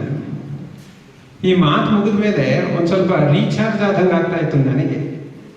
ಅವ್ರು ಮಾತಾಡಿದ್ರು, ನನಗೆ ರೀಚಾರ್ಜ್, ನಾನು ರೀಚಾರ್ಜ್ ಮಾಡೋಣ ಅವ್ರನ್ನ ಅಂತ ಅಂದ್ಕೊಂಡು ನಾನು ಫೋನ್ ಮಾಡಿದ್ದು. ಬಟ್ ಅವ್ರು ಮಾತಾಡಿದ್ಮೇಲೆ ನನಗೆ ರೀಚಾರ್ಜ್ ಆದಂಗೆ ಆಗ್ತಾ ಇದೆಯಲ್ಲ ಅಂತನ್ನುವಂಥ ಒಂದು ಭಾವನೆ ಬಂತು. ಅವಾಗ ಯೋಚನೆಗಳನ್ನು ಮಾಡ್ತಾ ಹೋದೆ. ಹಾಗೇನೆ ನಾನು ಅವಾಗ ಆಕ್ಚುಲಿ ವೃದ್ಧಾಶ್ರಮ ವಿಸಿಟ್ ಮಾಡ್ಬಿಟ್ಟು ಮನೆಗೆ ಬರ್ತಾ ಇದ್ದೆ. It is 40 minutes drive. So ಒಂದು 20 ನಿಮಿಷ ಮಾತಾಡಿದ್ವಿ ಅನ್ಸುತ್ತೆ. ರಿಮೈನಿಂಗ್ 20 ಮಿನಿಟ್ಸ್ ಆತ್ಮಾವಲೋಕನ ಮಾಡ್ಕೊಂಡು ಬಂದೆ ಇದೇ ಮಾತುಗಳನ್ನ ಅವ್ರು ಮಾತಾಡ್ತಾ ಇದ್ದಾಗ. ಸಾಮಾನ್ಯವಾಗಿ ಈ ಥರದ್ದು ಒಂದು ಘಟನೆ, ಒಂದು ಸಂದರ್ಭ ಎಷ್ಟು ಒಂಥರ ಘಾಸಿಗೊಳಿಸುವಂಥ, ಗಾಯಗೊಳಿಸುವಂಥ ಒಂದು ಘಟನೆ ಅಲ್ವಾ ಇದು. ಯಜಮಾನರಿಗೆ 4 ವರ್ಷದಿಂದ ಕ್ಯಾನ್ಸರ್ ಇದೆ ಅಂತಂದ್ರೆ ಸಾಮಾನ್ಯವಾಗಿ ಈ ರೀತಿಯಾದಂತಹ ತೊಂದರೆಗಳಾದಾಗ ಒಂದು ಘಾಸಿಯಾಗಿ ಗಾಯಗೊಂಡು ಒಂಥರ ಅದರಿಂದ ಜರ್ಜರಿತರಾಗಿ ಮೂಲೆ ಗುಂಪಾಗೋರೆ ಬಹಳ ಜಾಸ್ತಿ. ಆ ಥರದ್ದನ್ನು ಎದುರಿಸಬೇಕಾದ್ರೆ ಬೇಕಾಗಿರುವಂತಹ ಆ ಮಾನಸಿಕ ಸ್ಥಿರತೆ, ಆ ಭಾವನೆಗಳಿಗೆ ಬೇಕಾಗಿರುವಂತಹ ಪ್ರೌಢಿಮೆ, ಆ ಪ್ರಬುದ್ಧತೆ ಯಾವ ಮಟ್ಟದಲ್ಲಿ ನಮ್ಮ ಅತ್ತಿಗೆ ಮಾತುಗಳಲ್ಲಿ ಇತ್ತು ಅಂತಂತಂದ್ರೆ ಅದರ ಶಕ್ತಿ ನನಗೆ ತಲುಪ್ತು. ವೈಬ್ರೇಷನ್ಸ್ ಅಂತ ಹೇಳ್ತೀವಲ್ಲ, ಆ ಮಟ್ಟದಲ್ಲಿ ಅವರ ಮನಸ್ಥೈರ್ಯ ಇತ್ತು. ಇವರು ಇದನ್ನು ಯಾವ ಮಟ್ಟಕ್ಕೆ ಒಪ್ಕೊಂಡಿದ್ದಾರೆ ಅಂದ್ರೆ, ಇವಾಗ ಆ ಸಂದರ್ಭನ ನಾನು ಏನು ಮಾಡೋಕ್ಕಾಗಲ್ಲ ಅಂತ ನಾವು ಒಪ್ಕೊಳ್ಳೋದಿದೆಯಲ್ಲ, that is half the battle. The acceptance that this is beyond my control, this is beyond my capacity to control the circumstances ಅಂತ ಅವ್ರು ಒಪ್ಕೊಳ್ತಾರಲ್ಲ, ಅದು ಆತ್ಮಸಾಕ್ಷಿಯಾಗಿ ಒಪ್ಕೋಬೇಕು. ಸುಮ್ಮನೆ ಅಯ್ಯೋ ಇನ್ನೇನು ಮಾಡೋಕ್ಕಾಗುತ್ತೆ ಅಂತ ಒಪ್ಕೊಳ್ಳೋದಲ್ಲ, ಆತ್ಮಸಾಕ್ಷಿಯಾಗಿ ಒಪ್ಕೊಳ್ತಾರಲ್ಲ, that is half the battle. ಯಾಕೆಂತಂದ್ರೆ ಇವಾಗ ನಾವು ಸಾಮಾನ್ಯವಾಗಿ ತುಂಬಾ ಫೇಮಸ್ ಆಗಿ ಕೇಳಿರುವಂಥದ್ದು ಅಂತಂದ್ರೆ, ದೇವ್ರ ಹತ್ರ ಕೇಳ್ಕೋಬೇಕಾದ್ರೆ, O Lord give me the capacity to accept the things which we cannot change and the capacity to change the things that we can and the wisdom to know the difference ಅಂತ ತುಂಬಾ famous ಆಗಿರುವಂತಹ ಮಾತು. ಅದಷ್ಟು ಅವ್ರ ಹತ್ರ ಇತ್ತು. ಆ ಸಂದರ್ಭನ ಒಪ್ಕೊಂಡಿರುವಂಥ ರೀತಿ. ಆಮೇಲೆ ಅದಕ್ಕೆ ಏನು ಮಾಡಬೇಕು? ಡಾಕ್ಟರ್ ಹತ್ರ ಹೋಗಬೇಕು, ಅವ್ರ ವೈದ್ಯಕೀಯ ಸಲಹೆ ಏನಿದೆಯೋ ಅದನ್ನು ಮಾಡಬೇಕು. ಭಾವನಾತ್ಮಕವಾಗಿ ಕುಗ್ಗು ಹೋಗದೇನೆ ಪ್ರಾಯೋಗಿಕವಾಗಿ ಏನನ್ನು ಮಾಡಬೇಕೋ ಅದನ್ನೆಲ್ಲ ಮಾಡ್ತಾನೆ ಇದ್ದಾರೆ. ಇನ್ನು ಉಳಿದಿದ್ದ ಫಲಾಫಲಗಳು ಭಗವಂತಂದು ಅಂತನ್ನುವಂಥ ಒಂದು ಒಪ್ಪಿಗೆ. ಸೊ ಇದೆಲ್ಲಾದರೂ ಒಂದು ಸಂವಿಧಾನ ಆಗಿತ್ತು ಅವ್ರ ಮಾತುಕತೆನಲ್ಲಿ ಇದ್ದಿದ್ದು. ಅದನ್ನೆಲ್ಲ ಹಾಗೆ ಆತ್ಮಾವಲೋಕನ ಮಾಡ್ಕೊಂಡು ನಾನು ಮನೆಗೆ ಹೋಗ್ಬೇಕಾದ್ರೆ ಇದನ್ನೆಲ್ಲ ಯೋಚನೆ ಮಾಡ್ಕೊಂಡು ಹೋದೆ. ಬಹಳ ಸಂತೋಷ ಆಯಿತು ಅವ್ರ ಕೈಯಲ್ಲಿ ಮಾತಾಡಿದ್ದು. ಇದು ಸಂತೋಷ ಪಡೋ ವಿಚಾರ ಅಲ್ಲ, ಆ ವ್ಯಕ್ತಿತ್ವದ ಬಗ್ಗೆ ಒಂದು ಸಂತೋಷ ಆಯಿತು. ಎಂಥ ಕಷ್ಟನ ಎಷ್ಟು ಚೆನ್ನಾಗಿ ಎದುರಿಸ್ತಾ ಇದ್ದಾರೆ, ಎಷ್ಟು ಸ್ಥೈರ್ಯದಿಂದ.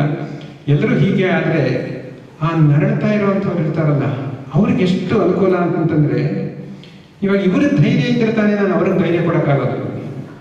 ಇವರಿಗೆ ಧೈರ್ಯ ಇಲ್ಲದೆ ಹೋದ್ರೆ ಒಳಗಡೆ ಹೆದರ್ಕೊಂಡು ಏನಾಗಲ್ಲ ಬಿಡಿ ಅಂತಂದ್ರೆ ಯಾವ ಕಾರಣಕ್ಕೂ ಆ ವೈಬ್ರೇಷನ್ ತಲುಪಕ್ಕೆ ಸಾಧ್ಯನೇ ಇಲ್ಲ. It's just impossible to reach that vibration. ಇವ್ರಿಗೆ ಧೈರ್ಯ ಇದೆ ಅಂತಂದ್ರೆ ಮಾತ್ರ ಏನಾಗಲ್ಲ ಅಂತಂದಾಗ ಆ ವೈಬ್ರೇಷನ್ ಅವ್ರಿಗೆ ತಲುಪುತ್ತೆ. ಅದರಿಂದನೂ ಸಕಾರಾತ್ಮಕವಾಗಿರುವಂತಹ ಎಷ್ಟೋ ವ್ಯತ್ಯಾಸಗಳ ಆ ದೇಹದಲ್ಲಿ, ಮನಸ್ಸಿನಲ್ಲಿ ಎರಡರಲ್ಲೂ ಆಗುತ್ತೆ. ಅದು ಹೇಗೆ ಅಂತಂದ್ರೆ, ಇವಾಗ ನನ್ನ ಹತ್ರ ಒಂದು 5 ರೂಪಾಯಿ ನೀವು ಕೇಳಿದ್ರೆ ನನ್ನ ಹತ್ರ ಇದ್ರೆ ತಾನೇ ನಾನು ಕೊಡೋಕ್ಕಾಗುತ್ತೆ. ಅದೇ ರೀತಿ ಇವ್ರ ಮನಸ್ಸಿನಲ್ಲಿ ಶಾಂತಿ, ಸಮಾಧಾನ, ಧೈರ್ಯ ಇದ್ರೆ ಮಾತ್ರ ಅದನ್ನು ಅವ್ರ ಹಸ್ಬೆಂಡ್ಗೆ ಟ್ರಾನ್ಸ್ಫರ್ ಮಾಡ್ಬೋದು. Even in thoughts she can think positively and then transfer those vibrations. ಅದರ ಜೊತೆಗೆ ಮಾತುಗಳನ್ನು ಹೇಳಿದಾಗ she will really mean it because she has that inside her. ಆ ರೀತಿಯಾದಂತಹ ಒಂದು ವ್ಯಕ್ತಿತ್ವ ಬಹಳ ಖುಷಿ ಆಯಿತು. ಆಮೇಲೆ ಅವ್ರ ಮನೆಗೆ ಭೇಟಿಯಾಗಿದ್ದ ದಿನ ಅಲ್ಲಿ ಹೆಚ್ಚು ಕಮ್ಮಿ ಒಂದು 10 ದಿನ ಮುಂಚೆ ಅನ್ಸುತ್ತೆ ಅವ್ರು ದೇಹ ತ್ಯಾಗ ಮಾಡೋದಕ್ಕೆ 10 ದಿನ ಮುಂಚೆ ಹೋಗಿದ್ದೆ ನಾನು. ಅವ್ರ ಪರಿಸ್ಥಿತಿ ನೋಡಿದಾಗ ತುಂಬಾನೇ ಕಷ್ಟ ಇತ್ತು.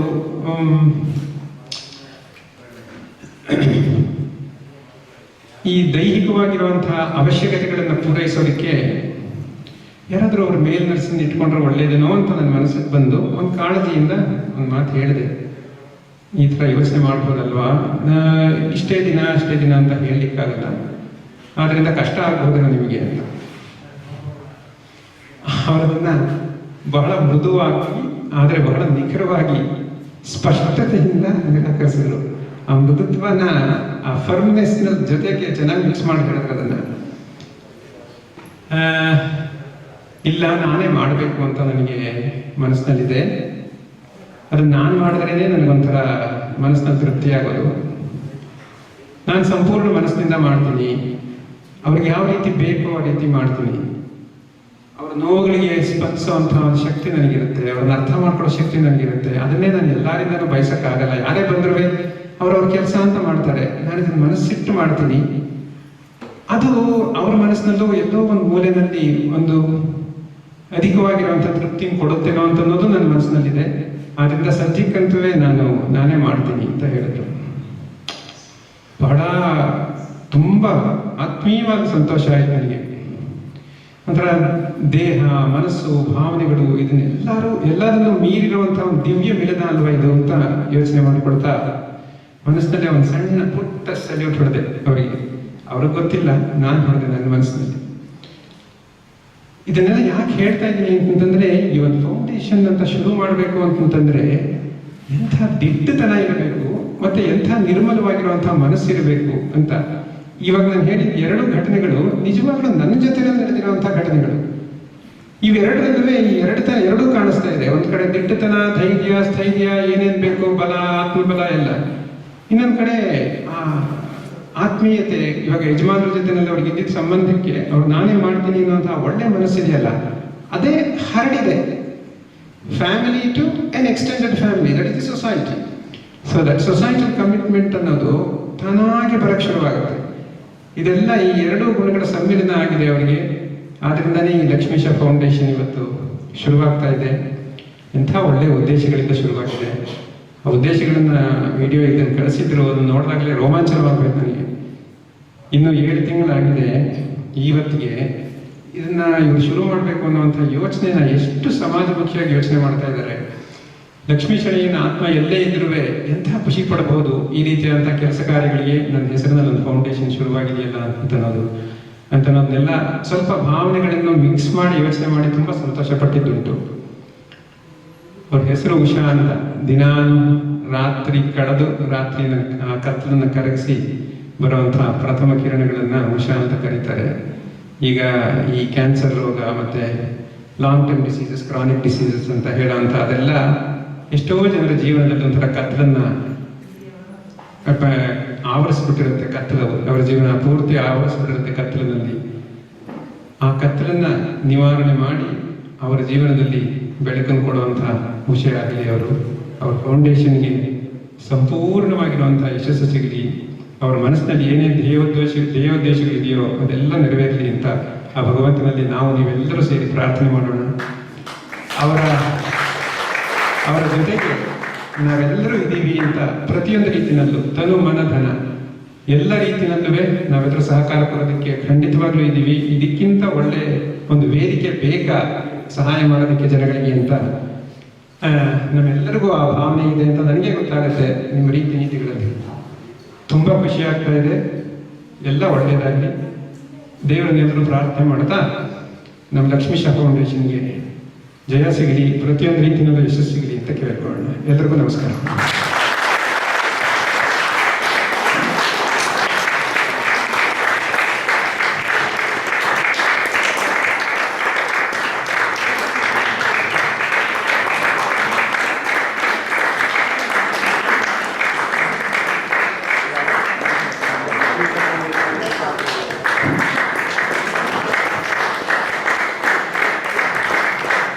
ಮತ್ತೊಂದ್ಸರಿ ಡಾಕ್ಟರ್ ಕೆ ಆರ್ ಮಾಧವ್ ಧನ್ಯವಾದ ಹೇಳ್ತಾ ನಿಮ್ಮ ಸಹಕಾರ ಹೇಗಿರಲಿ.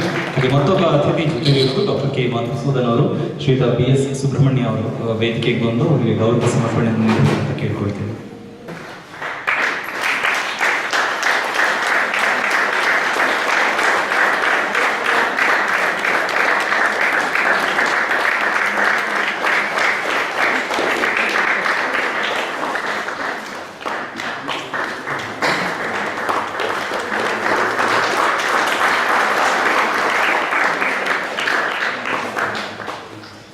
ಈ ಒಂದು ಪ್ರತಿಷ್ಠಾನ ಮಾಡ್ತೀವಿ ಅಂತ ಅಂದಾಗ್ಲೇ ತುಂಬಾ ಜನ ಹಣವನ್ನ ನೇರವಾಗಿ ಕೊಟ್ಟು ಸಹಕಾರ ಮಾಡಿದ್ದಾರೆ. ಆದರೆ ಶ್ರೀಯುತ SS ಮಂಜುನಾಥ್ ಅವರು 1 ಲಕ್ಷ ರೂಪಾಯಿಗಳನ್ನ ಈ ಫೌಂಡೇಶನ್ ನೀಡ್ತಾ ಇದ್ದಾರೆ.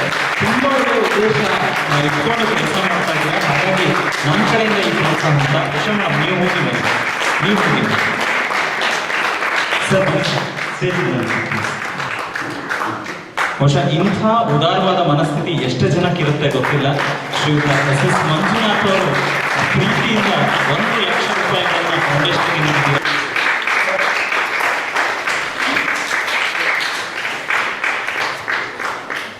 ಎಲ್ಲರೂ ಸಮಾಜ ಸೇವೆ ಮಾಡೋಕ್ಕಾಗೋದಿಲ್ಲ. ಸಮಾಜ ಸೇವೆ ಮಾಡೋರಿಗೆ ಸಹಕಾರ ನೀಡೋದು ಇದೆಯಲ್ಲ, ಅದು ಇನ್ನೂ ದೊಡ್ಡ ರೀತಿಯ ಸಮಾಜ ಸೇವೆ. ಹಾಗಾಗಿ ಒಬ್ಬರು ಅನ್ನೋದಕ್ಕಿಂತ ಜೊತೆಗೆ ಸೇರಿದಾಗ ಸಂಘಟನೆ ತುಂಬ ಚೆನ್ನಾಗಿರುತ್ತೆ. ದಯಮಾಡಿ ಆ ರೀತಿ ಯಾರಿಗಾದರೂ ಆಸಕ್ತಿ ಇದ್ದಲ್ಲಿ ನೀವು ಲಕ್ಷ್ಮೀಶ ಫೌಂಡೇಶನ್ಗೆ ಸಹಕಾರವನ್ನು ನೀಡ್ಬೋದು. ಇದು ಆಗಿ 3 ತಿಂಗಳಾಗಬೇಕಾಗಿತ್ತು. ಇವರು ಹಲವಾರು ಸೇವಾ ಕಾರ್ಯಗಳಲ್ಲಿ ನಿರತರಾಗಿದ್ದಾರೆ. ಅದನ್ನು ಒಂದು ಭರತ ಮಂಟಪ ಅಂತ ಒಂದು ಅದನ್ನು ಯಾವತ್ತೂ ಮರೆಯಬಾರದು. ಅದು ಬಸವಪಟ್ಟಣ ಅವರ ಸ್ವಗ್ರಾಮವೂ ಹೌದು. ನಾನು ಅದೇ ಗ್ರಾಮದವನು, ಬಸವಪಟ್ಟಣ. ಅಲ್ಲಿ ಮಡಿಬೇಕಾಗಿದ್ದ ಕಾರ್ಯಕ್ರಮ ಕೋವಿಡ್-19 ಕಾರಣಾಂತರಗಳಿಂದ ಎಳೆದು ಇಂದಿಗೆ ಬಂದು ಇಲ್ಲಿ ನಡೀತಾ ಇದೆ. ಭರತ ಮಂಟಪದ ಕಡೆಯಿಂದ ಅದು ಒಂದು ಸಣ್ಣ ಒಂದು ಸಂಸ್ಥೆ, ಹಲವಾರು ಸೇವಾಕಾರರ ಒಂದು ಕಾಂಟ್ರಿಬ್ಯೂಷನ್ ಕಾಣಿಕೆಯಿಂದ ನಡೀತಾ ಇರ್ತಾರ ಒಂದು ಸಂಸ್ಥೆ. ಅದು ಅಂದರೆ ನಾವೇ ಮಾಡ್ಕೊಂಡಿರ್ತ ಸಂಸ್ಥೆ.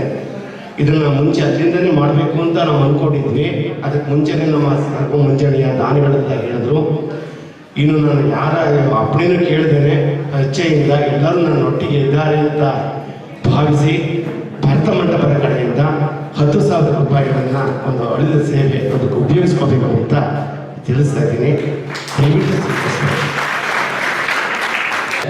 ಶ್ರೀಯುತ ರವಿಕುಮಾರ್ ಅವರು ಸರ್ ದಯವಿಟ್ಟು ಬರಬೇಕು. ಮೋಹನ್ ಕುಮಾರ್ ಅವರ ಆತ್ಮೀಯ ಗೆಳೆಯರು. ಕಳೆದ 1.5 ವರ್ಷಗಳ ಹಿಂದೆ ಅವರ ಧರ್ಮಪತ್ನಿ ಕೂಡ ಇದೇ ಸಮಸ್ಯೆಯಿಂದ ಇಹಲೋಕವನ್ನು ತ್ಯಜಿಸಿರ್ತಾರೆ. ಹಾಗಾಗಿ ಈ ವಿಷಯವಾಗಿ ಮಾತನಾಡ್ತಾರೆ. ಅದರ ಜೊತೆಗೆ ಲಕ್ಷ್ಮೀಶ ಫೌಂಡೇಶನ್ಗೆ ಅವರು 10,000 ರೂಪಾಯಿಗಳನ್ನು ಕೂಡ ನೀಡ್ತಾ ಇದ್ದಾರೆ. ಅದಕ್ಕೆ ಅವರಿಗೆ ಒಂದು ಧನ್ಯವಾದಗಳನ್ನು ತಿಳಿಸ್ತಾರೆ. ಪ್ಲೀಸ್ ಸರ್, ದಯವಿಟ್ಟು ಬನ್ನಿ ಸರ್. ಎಲ್ಲರಿಗೂ ನಮಸ್ಕಾರ. ನಾನು ರವಿಕುಮಾರ್ ಅಂತ. ಮೋಹನ್ ಅವರಿಗೆ ಫ್ಯಾಮಿಲಿ ಫ್ರೆಂಡು. ಅವರಿಗೆ ಎಷ್ಟು ಹೇಳಿದ್ರು ಸಾಧ್ಯ. ಈ ವಿಷಯ ಕೇಳಿದ ತಕ್ಷಣ ನಾನು ಸಂತೋಷದ ಒಪ್ಕೊಂಡೆ, ನಾನು ನನ್ನ ಮಗ ಇದ್ರುವೆ. ಯಾಕೆ ಅಂತಂದರೆ ನನ್ನ ವೈಫ್ ಸಹ ಇದೇ ಕಾಯಿಲೆಯಲ್ಲಿ 2018ರಲ್ಲಿ ನವಂಬರ್ 15ರಲ್ಲಿ ತೀರ್ಕೊಂಡ್ರು. ನಮಗೆ ಗೊತ್ತಾಗಿದ್ದೆ ಲಾಸ್ಟ್ ಎಂಡ್ ಸ್ಟೇಜ್, ಅಲ್ಲಿವರೆಗೂ ಗೊತ್ತಾಗಲಿಲ್ಲ. ಅವರು ಟೀಚರ್ ಆಗಿದ್ದು, ನಾನು KMF ವರ್ಕ್ ಮಾಡ್ತಾ ಇದ್ದೆ. ಅವ್ರು ಯಾವ ಥರ ಅಂದರೆ ಇವರು ನಮ್ಮ ಲಕ್ಷ್ಮೀಶ್ ಆಗಲಿ ಉಷಾ ಆಗಲಿ ಯಾವ ಥರ ಹಸನ್ಮುಖಿ ಆಗಿದ್ದಾರೋ ಸೇಮ್ ಅದೇ ಥರ ಇತ್ತು. ಬಟ್ ಅವ್ರು ಉದ್ದ ಇದ್ರು, ಇವ್ರು ಸ್ವಲ್ಪ ಹೈಟ್ ಕಂಡು ಅಷ್ಟು ಬಿಟ್ಟರೆ ಮಿಕ್ಕಿದ್ದೆಲ್ಲ ಡಿಟೋ ಇವರೇ. ಇವ್ರು ನೋಡಿದ್ರೆ ಅವ್ರು ನೋಡೋದಿಲ್ಲ. ಹಾಗೇನೆ ಓಡಾಟದಲ್ಲಿ ಮತ್ತೊಂದು ಇವ್ರ ತಂದೆ ಇದ್ರು ಆಕ್ಟಿವ್ ಆಗಿ. ಬಟ್ ಅವ್ರು ಜಾಸ್ತಿ ಮಾತಾಡ್ತಿದ್ದು, ಏನೋ ವಿಷಯ ಹೇಳ್ಕೊಬೇಕು. ನಮ್ಮ ಮೋಹನ್ ಹತ್ರನೇ ಮನೆಗೆ ಬಂದಾಗ ಜಾಸ್ತಿ ಮಾತಾಡ್ತಾರೆ ಏನೇ ವಿಷಯ ಅಂದರೆ. ಇದಕ್ಕಿದ್ದಂತೆ ಸಡನ್ನಾಗಿ 3 ತಿಂಗಳ ಮುಂಚೆ ಅವಾಗ ನಮಗೆ ಸೆಪ್ಟೆಂಬರಲ್ಲಿ ಗೊತ್ತಾಗಿದ್ದು 2018ರಲ್ಲಿ ಸುಮ್ಮನೆ ಬ್ಯಾಕ್ ಪೇನ್ ಅಂತ ಬಂತು ಅಂತೇಳಿ ಅಲ್ಲಿಂದ ಶುರು ಆಯಿತು. ಸಡನ್ನಾಗಿ ಬಂದು ಆಗಲೂ ಸಹ ನನ್ನಂತನೇ ಇದ್ರು. ಎಷ್ಟು ಚೆನ್ನಾಗಿದೆ ನನಗೆ ಬಂದಾಗ ಅನಂತ ಪೂಜೆ, ಸತ್ಯನಾರಾಯಣ ಪೂಜೆ ಎಲ್ಲ ಕೂತ್ಕೊಂಡು ಅವರೇ ಮಾಡಿಸಿದ್ರು. ನಮ್ಗೆ ಖುಷಿ ಆಗೋಯ್ತು. 2 ಕಿಮೋ ಕೊಡಿಸಾದ್ಮೇಲೆ ಎಷ್ಟು ಚೆನ್ನಾಗಿ ಕೊಟ್ಟು ಅಂತ ದೇವ್ರ ಪೂಜೆ ಎಲ್ಲ ಮಾಡ್ಕೊಂಡು ಮತ್ತೆ ಓಡಾಡೋಕ್ಕೆಲ್ಲ ಶುರು ಮಾಡ್ಕೊ. ನಮಗೆ ಪರವಾಗಿಲ್ಲ, ಚೆನ್ನಾಗದು ಅಂತೆಲ್ಲ ಅಂದ್ಕೊಂಡ್ವಿ. ಸ್ವಲ್ಪ ಸೈಡ್ ಎಫೆಕ್ಟ್ ಆದಾಗ ಶ್ರೇಯ ಹಾಸ್ಪಿಟ್ಲಿಗೆ ಕೆಂಗೇರಿ ಪುರದಲ್ಲಿ ಸೇರಿಸಿದ್ವಿ. ಆವಾಗ 15ರಲ್ಲಿ ರಾತ್ರಿ ಅವತ್ತು ನನಗೆ ನಾನು ನನ್ನ ಮಗ ಎಲ್ಲ ಕೂತ್ಕೊಂಡು ನಮ್ಮ ಇದ್ವಿ. ಅವಾಗ ನೀವು ಹೋಗಿ ತುಂಬ ಸುಸ್ತಾಗಿದ್ದೀರಾ, ನೀವು ಹೋಗಿ ನನ್ನ ಕಳಿಸ್ಬಿಟ್ಟು ನನ್ನ ಮಗನ ಆದರೆ ಅಲ್ಲೇ ಇಟ್ಕೊಂಡಿದ್ರು. ನಾನು ನನ್ನ ಮಗಿದ್ರು ಮನೆಗೆ ಹೊರಟು. ಮನೆಗೆ ಹೋಗಿ ಮಲಗಿದ್ದಾಗ 2-3 ರಾತ್ರಿಯಲ್ಲಿ ಅವಾಗ ನನಗೆ ಸಿಗಲಿಲ್ಲ. ಆದರೆ ನನ್ನ ಮಗನಿಗೆ ತಗೊಂಡು ರಾಘವೇಂದ್ರ ಸ್ವಾಮಿ ಕರೆತಿದ್ದು ನನಗೆ ತೋರಿಸ್ಬಿಟ್ಟು ಬರೋದಂತ 2-3 ರಾತ್ರಿಯಲ್ಲಿ ನವಂಬರ್ 2015ರಲ್ಲಿ 2018. ಸೊ ಅವರ ನೆನಪಾಗಿ ಒಂದು 10,000 ಕೊಡೋಣ ಅಂತ ನಾನು ಎಷ್ಟು ಧೈರ್ಯವಾಗಿ ಅಂದರೆ ನಮ್ಮ ವಿಷಯವನ್ನು ಅದೇ ಥರ ಅಷ್ಟು ಧೈರ್ಯವಾಗಿ ನನಗೆ ಧೈರ್ಯ ಇಲ್ಲ, ಅವರಷ್ಟು ಧೈರ್ಯವಾಗಿತ್ತು. ಅದು ನನಗೆ ಧೈರ್ಯ ತಂದುಕೊಡ್ತು ಅಂತ ನಾನು ಹೇಳೋದ್ರಲ್ಲಿ ಇಷ್ಟ. ಸೊ ಅದರಿಂದ ಈ ಕಾಯಿಲೆ ಬಂದಿದ್ದು ಬೇರೆಯವ್ರು ಬರೋದು ಬೇಡ ಅನ್ನೋದು ನನ್ನ ಒಂದು ಆರೈಕೆಯಿಂದ ಅವನ ನೆನಪಾಗಿ ಕೊಡ್ತೀನಿ. ಅವರ ಹೆಸರು ಸೌಭಾಗ್ಯ ಲಕ್ಷ್ಮಿ ಅಂತ. ಸೊ ಅದಕ್ಕೆ ಆ ಒಂದು ನೆನಪಾಗಿ ಸ್ವಲ್ಪ ಕೊಡೋಣ ಅಂತ ಅನ್ಕೊಡ್ತೀನಿ. ಒಳ್ಳೇದಾಗಲಿ. ಯಾರೇ ತುಂಬ ಸಹಾಯ ಮಾಡಬೇಕು ಅನ್ಸೋ ದಯವಿಟ್ಟು ಮಾಡಿ ಅಂತ ಇನ್ನೊಂದು ಕೇಳಿಕೊಂಡು ಮುಗಿಸ್ತಾ ಇದ್ದೀನಿ. ನಮಸ್ಕಾರ ರವಿಕುಮಾರ್ ಸರ್. ಸೌಭಾಗ್ಯ ಲಕ್ಷ್ಮಿ ಅಂತ ಹೇಳಿದ್ರೆ ಲಕ್ಷ್ಮೀ ಫೌಂಡೇಶನ್ಗೆ 10,000 ಕೊಡೋದಕ್ಕೆ ನಾನು ಥ್ಯಾಂಕ್ಸ್ ಹೇಳೋದಕ್ಕೆ ಇಷ್ಟಪಡ್ತೀನಿ. ಕಾರ್ಯಕ್ರಮದ ಕೊನೆಯ ಘಟ್ಟ ಅಂತ ಹೇಳಿದ್ರೆ ವಂದನಾರ್ಪಣೆ ಜೊತೆಗೆ ಮುಕ್ತಾಯ. ತುಂಬ ಜನ ಆಗಲೇ ಕೇಳ್ತಾ ಇದ್ರು, ಉಷಾ ಇಲ್ಲಿ ಮಾತಾಡಲೇ ಇಲ್ಲ, ಉಷಾ ಮಾತಾಡಲೇ ಇಲ್ಲ, ಮಾತು ಕೇಳಬೇಕು ಅಂತ ಇದ್ವಿ ಅಂತ. ನನಗಾಗಲೇ ಹೇಳಿದೆ ಆರಂಭದಲ್ಲೇ ಅಂತ. ಅಂದರೆ ಅವರ ಭಾಷಾ ಪ್ರಯೋಗ, ಅಕ್ಷರಗಳ ಜೋಡಣೆ ಅಥವಾ ಅದನ್ನು ಉಚ್ಚಾರಣೆ ಮಾಡೋದಿರ್ಬೋದು, ಅದನ್ನೆಲ್ಲ ಕೇಳಬೇಕಾದ್ರೆ ತುಂಬ ಜನ ಉದಯ ಟಿವಿನಲ್ಲಿ ಅವ್ರು ನ್ಯೂಸ್ ಹೋಗ್ಬೇಕಾದ್ರೆ ಫ್ಯಾನ್ ಫಾಲೋವರ್ಸ್ ಇದ್ರು. ಅಂದರೆ ಇವಾಗಲೂ ಫಾಲೋ ಮಾಡ್ತಾರೆ. ಸೊ ಅವ್ರ ಮಾತುಗಳನ್ನೇ ಕೇಳೋಣ. ಫೌಂಡೇಶನ್ ಸ್ಥಾಪನೆ ಅವರಿದ್ದಾಗಲೇ ಆಲೋಚನೆ ಆಗಿತ್ತು. ಅದು ಲಕ್ಷ್ಮೀನಾರಾಯಣ ಅವ್ರಿಗೆ ಹೇಳಿ ಕೂಡ ಶುರು ಮಾಡಿದ್ದು ಅನ್ನೋದು ನನಗೆ ಗೊತ್ತಿರಲಿಲ್ಲ. ಆ್ಯಕ್ಚುಲಿ ಅವ್ರ ಜೊತೆಗೆ ಡಿಸ್ಕಸ್ ಮಾಡಿಲ್ಲ. ಯಾರೋ ಮಾತಾಡ್ತಾ ಹೇಳಿದ್ರು ಅದನ್ನ ಇಲ್ವಾ? ಓಕೆ, ಆದರೆ ಇವಾಗ ಕೇಳಿಸ್ಕೊಂಡಿದ್ದಾರೆ ಬಿಡಿ. ನೀವು ಅಂದರೆ ಇಂಥ ಒಂದು ನಿರ್ಧಾರಕ್ಕೆ ನಿಮಗೆಲ್ಲರೂ ಕೈ ಜೋಡಿಸಿರೋದಕ್ಕೆ ನೀವು ಒಂದು ಥ್ಯಾಂಕ್ಸ್ ಹೇಳಬೇಕು ಅನ್ಕೋತಿದ್ದೀರಾ. ಸೊ ಅವರ ವಂದನಾರ್ಪಣೆಯ ಮಾತುಗಳು.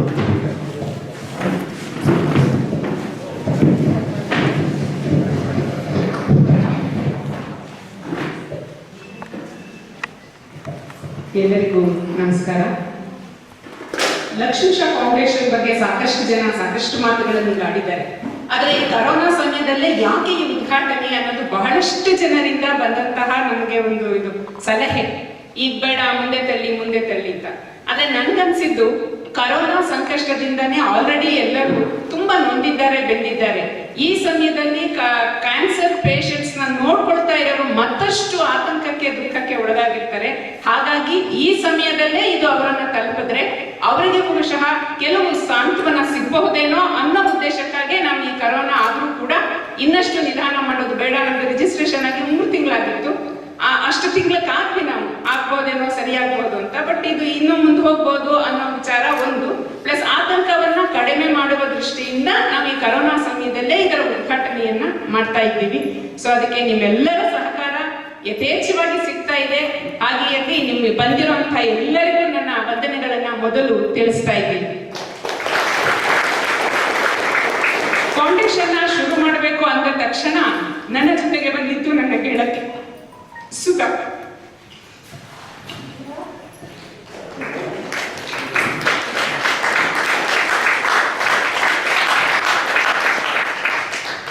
ಸುಧಾ ನಾನು ತುಂಬಾ ಡಿಸ್ಕಸ್ ಮಾಡಿದ್ವಿ ಏನ್ ಮಾಡ್ಬೋದು ಅಂತ. ಸೊ ನನ್ನ ಕೆಪಾಸಿಟಿ ಏನು ಅಂತ ನಾನು ಫಸ್ಟ್ ನೋಡ್ಕೊಂಡೆ. ಅವಾಗ ಅವಳು ಅದನ್ನೇ ಹೇಳಿದ್ಲು, ಇಲ್ಲ ಉಷಾ ನೀವು ಕೌನ್ಸಿಲಿಂಗ್ ಆ ಕ್ಷೇತ್ರದಲ್ಲೇ ಮುಂದುವರಿಬಹುದು ಅಂತ. ಅವಾಗ ನಾವು ಅಂದ್ಕೊಂಡ್ವಿ, ಓಕೆ ಒಂದು ಫೌಂಡೇಶನ್ ಶುರು ಮಾಡೋಣ. ಆ ಫೌಂಡೇಶನ್ ಮೂಲಕ ಸಾಕಷ್ಟು ರೋಗಿಗಳನ್ನ ನೋಡ್ಕೊಳ್ತಾ ಇರೋರು, ಅಂದ್ರೆ ನನಗೆ ಸ್ವಂತ ಅನುಭವ ಆಗಿದೆ. ಆ ಅನುಭವದಿಂದ ನಾನು ಹೆಚ್ಚು ಜನರಿಗೆ ಸಾಂತ್ವನವನ್ನ ನೀಡಬಹುದೇನೋ ಅನ್ನೋ ಒಂದು ಉದ್ದೇಶ ಆಯ್ತು. ಅದ್ರ ಜೊತೆಗೆ ಡಾಕ್ಟರ್ ಉಷಾ ವಸ್ತಾರೆ ಅಂತ ಅವರು ನ್ಯೂರೋ ಸೈಂಟಿಸ್ಟ್, ಅವರನ್ನು ಹೋಗಿ ನಾವು ಸಂಪರ್ಕ ಮಾಡಿದ್ವಿ, ಭೇಟಿ ಮಾಡಿದ್ವಿ. ಅವ್ರಿಗೂ ಕೂಡ ನಾನು ಈ ಸಂದರ್ಭದಲ್ಲಿ ನನ್ನ ಹೃತ್ಪೂರ್ವಕ ವಂದನೆಗಳನ್ನ ತಿಳಿಸ್ತಾ ಇದ್ದೀನಿ. ಸುಧನಿಗೆ ವಂದನೆ ಅನ್ನೋದು ಬಹಳ ಸಣ್ಣ ಮಾತಾಗಬಹುದು, ಆದ್ರೂ ಈ ಸಂದರ್ಭದಲ್ಲಿ ನಾನು ಸುಧಾ ಶರ್ಮಳಿಗೆ ವಂದನೆಯನ್ನ ತಿಳಿಸ್ತಾ ಇದ್ದೀನಿ.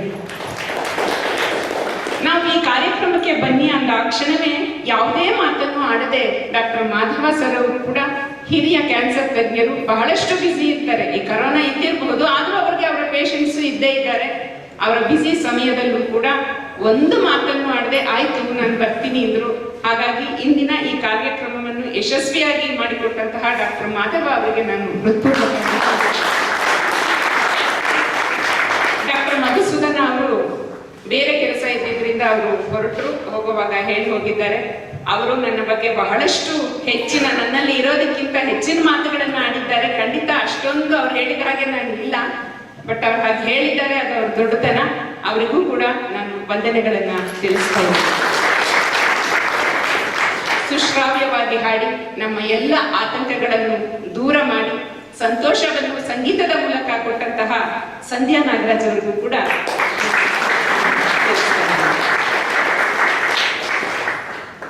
ಇಂದಿನ ಈ ಮಾತುಗಳನ್ನ ಕೇಳ್ತಾ ಇರೋದು ಈ ಮೈಕ್ ಮೂಲಕ. ಈ ಮೈಕ್ ಅನ್ನ ಸ್ಪಾನ್ಸರ್ ಮಾಡಿದವರು ಡಾಕ್ಟರ್ ಶ್ರೀನಿವಾಸ್ ನಾಡಿಗೇರ್ ಅವರು.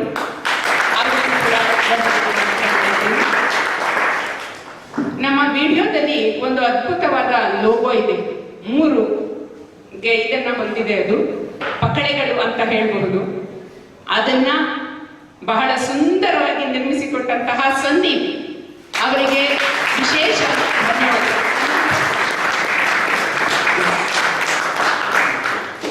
ನಮ್ಮ ವಾಕ್ ಅಂಡ್ ಟಾಕ್ ತಂಡದವರೇ ಆದಂತಹ ಚಂದನ್ ಅವರು ವೆಬ್ಸೈಟ್ ಅನ್ನ ಡಿಸೈನ್ ಮಾಡಿಕೊಟ್ಟಿದ್ದಾರೆ, ಅವರಿಗೂ ಕೂಡ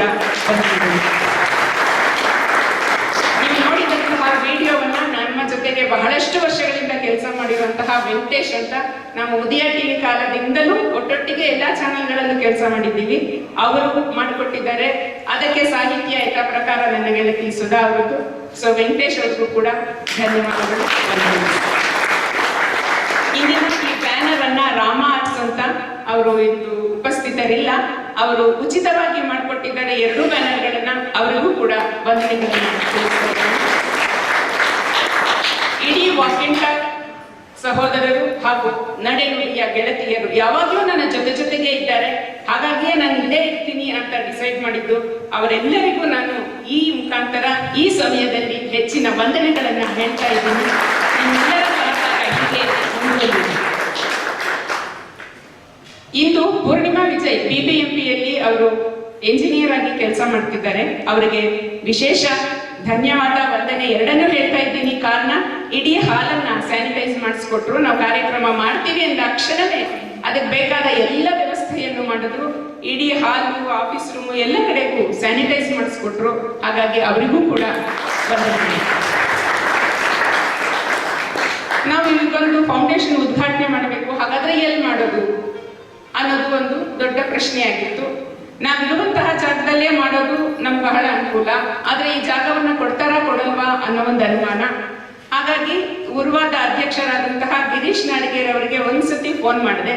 ಅಯ್ಯೋ ಮೇಡಮ್, ಪರವಾಗಿಲ್ಲ, ನೀವು ಬಳಸಿ, ಇಂಥ ಒಳ್ಳೆ ಕಾರ್ಯಕ್ಕಲ್ಲದೆ ಇನ್ ಯಾವ ಕಾರ್ಯಕ್ಕೆ ನಾವು ಕೊಡೋದು ಅಂತ ಹೇಳಿದ್ರು. ಅವರು ಇವತ್ತು ಅನಾರೋಗ್ಯದಿಂದ ಇಲ್ಲಿ ಉಪಸ್ಥಿತರಿಲ್ಲ. ಅವರು ಹಾಗೂ ಅವರ ಇಡೀ EC ಕಮಿಟಿಯವರಿಗೂ ಕೂಡ ನಾವು ನಮ್ಮ ಫೌಂಡೇಶನ್ ಕಡೆಯಿಂದ ಧನ್ಯವಾದಗಳನ್ನು ಹೇಳ್ತಾ ಇದ್ದೀವಿ.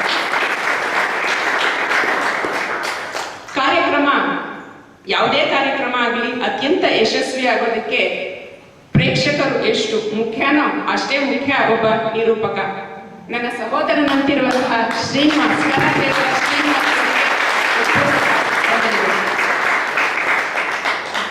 ಇಂದು ಆ ಸ್ಯಾನಿಟೈಸರ್ ಹಾಗೂ ಥರ್ಮೋಚೆಕ್ ಎರಡನ್ನೂ ವ್ಯವಸ್ಥಿತವಾಗಿ ಅಚ್ಚುಕಟ್ಟಾಗಿ ಮಾಡಿಕೊಟ್ಟಂತಹ ಶೇಷಾಚಲಂ ಅವರಿಗೂ ಕೂಡ ವಂದನೆಗಳನ್ನು ಹೇಳ್ತಾ ಇದ್ದೇನೆ. ಈ ಸ್ಥಳದ ಸ್ವಚ್ಛತೆಯನ್ನು ಬಹಳ ಅಚ್ಚುಕಟ್ಟಾಗಿ ನಿರ್ವಹಿಸಿದ ಬೀರಪ್ಪ ಹಾಗೂ ಅವರ ತಂಡದವರಿಗೂ ಕೂಡ ನಾನು ಧನ್ಯವಾದಗಳನ್ನು ಹೇಳ್ತಾ ಇದ್ದೀನಿ. ಅವ್ರ ಮಕ್ಕಳನ್ನೆಲ್ಲ ಕಳಿಸಿ ಪ್ರತಿ ಹಂತದಲ್ಲೂ ಕುರ್ಚಿ ಕ್ಲೀನಿಂಗ್ ಇರ್ಬೋದು, ಬ್ಯಾನರ್ ಕಟ್ಟೋದಿರ್ಬೋದು, ಇದನ್ನೆಲ್ಲ ಅರೇಂಜ್ ಎಲ್ಲದನ್ನೂ ಮಾಡ್ಕೊಟ್ಟಿದ್ದಾರೆ, ಅಚ್ಚುಕಟ್ಟಾಗಿ ಕ್ಲೀನ್ ಮಾಡ್ಕೊಟ್ಟಿದ್ದಾರೆ. ಹಾಗಾಗಿ ಸ್ವಚ್ಛತೆ ಬಹಳ ಮುಖ್ಯ, ಅದನ್ನ ಬಹಳ ಚೆನ್ನಾಗಿ ಮಾಡ್ಕೊಟ್ಟಿದ್ದಾರೆ ಬೀರಪ್ಪ ಅವರೇ. ಯಾವಾಗಲೂ ಹೀಗೆ ಮುಂದುವರಿಲಿ ನಿಮ್ಮ ಸಹಕಾರ. ಸೊ ನಮ್ಮ ಫೌಂಡೇಶನ್ ಸಹಕಾರಕ್ಕೆ ಮುಂದುವರಿಯಕ್ಕೆ ನಿಮ್ಮೆಲ್ಲರ ಕೈ ಯಾವಾಗಲೂ ನಮ್ಮ ಜೊತೆ ಇದ್ದೇ ಇರುತ್ತೆ ಅಂತ ಭಾವಿಸ್ತಾ ಇದ್ದೀನಿ. ಇಡೀ ನಮ್ಮ ತಂಡದಿಂದ ನಿಮ್ಮೆಲ್ಲರಿಗೂ ನಾನು ವಂದನೆಗಳನ್ನ ಹೇಳ್ತಾ ಇದ್ದೀನಿ. ವಿಶೇಷ ವಂದನೆಗಳು ನಮ್ಮ ಎಲ್ಲ ಟ್ರಸ್ಟೀಸ್ಗೂ. ನಾನೀಗೊಂದು ಫೌಂಡೇಶನ್ ಶುರು ಮಾಡ್ತೀನಿ ಅಂದ ತಕ್ಷಣವೇ ನಾನಿದ್ದೀನಿ ಅಂತ ಅವರೆಲ್ಲರೂ ಬಂದರು. ಹಾಗಾಗಿ ಅವರಿಗೂ ಕೂಡ ಈ ಒಂದು ದಿನದಲ್ಲಿ ವಿಶೇಷ ವಂದನೆಗಳನ್ನ ಹೇಳ್ತಾ ಇದ್ದೀನಿ. ಮತ್ತೊಮ್ಮೆ ಎಲ್ಲರಿಗೂ ಧನ್ಯವಾದ. ಕ್ಯಾನ್ಸರ್ ಸೇರಿದಂತೆ ದೀರ್ಘಕಾಲದ ಕಾಯಿಲೆಯಿಂದ ನರಳುವವರ ನೋವು ಒಂದೆಡೆಯಾದರೆ ಅವರನ್ನು ಆರೈಕೆ ಮಾಡುತ್ತಿರುವವರು ಅನುಭವಿಸುವ ಸಂಕಟ ಸಣ್ಣದಲ್ಲ. ಕಾಯಿಲೆ ಉಳ್ಳವರ ಆರೈಕೆ ಇನ್ನಷ್ಟು ಅರ್ಥಪೂರ್ಣವಾಗಲು ಗುಣಮಟ್ಟದ ಜೀವನ, ಮನಃಶಾಂತಿಯ ವಾತಾವರಣ ನಿರ್ಮಿಸುವುದು, ಸಮಾಧಾನದಿಂದ ಇಹಲೋಕ ತ್ಯಜಿಸಲು ನೆರವಾಗುವುದು ಕಾಯಿಲೆ ಉಳ್ಳವರ ಜೊತೆಗಿರುವವರ ಜವಾಬ್ದಾರಿಯೂ ಹೌದು. ಕಾಯಿಲೆ ಉಳ್ಳವರನ್ನು ಅಂಗೈ ಮುಗುವಂತೆ ಆರೈಕೆ ಮಾಡುತ್ತಿರುವವರಿಗೆ ವೈಜ್ಞಾನಿಕವಾಗಿ, ಭಾವನಾತ್ಮಕವಾಗಿ, ಆಧ್ಯಾತ್ಮಿಕವಾಗಿ ಬೆಂಬಲ ನೀಡುವುದೇ ಲಕ್ಷ್ಮೀಶಾ ಫೌಂಡೇಶನ್ನ ಮೂಲ ಆಶಯ.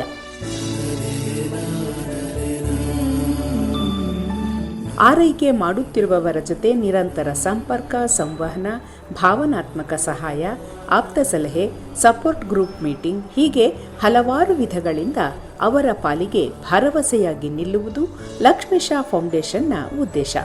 ಇಲ್ಲಿ ಎಲ್ಲ ಸೇವೆಗಳು ಸಂಪೂರ್ಣ ಉಚಿತ. ಇದರ ಜೊತೆಗೆ ಸಂಗೀತ, ಸಾಹಿತ್ಯ, ಜೀವನ ಕಲೆ ಸೇರಿದಂತೆ ಹಲವಾರು ಕಾರ್ಯಕ್ರಮಗಳ ಆಯೋಜನೆ, ಉಪಯುಕ್ತವಾದ ಆದರೆ ನಾವು ಬಳಸದಿರುವ ವಸ್ತುಗಳನ್ನು ಅಗತ್ಯ ಇರುವವರಿಗೆ ತಲುಪಿಸುವ ವ್ಯವಸ್ಥೆ, ಕಾಯಿಲೆಯಿಂದ ಬಳಲುತ್ತಿರುವ ಕುಟುಂಬದವರ ಮಕ್ಕಳಿಗೆ ಶೈಕ್ಷಣಿಕ ನೆರವು, ಇವೆಲ್ಲ ಲಕ್ಷ್ಮೀಶಾ ಫೌಂಡೇಶನ್ನ ಧ್ಯೇಯೋದ್ದೇಶ. ಲಕ್ಷ್ಮೀಶಾ ಫೌಂಡೇಶನ್, ಮನೆಮನಗಳ ಪ್ರಣತಿ.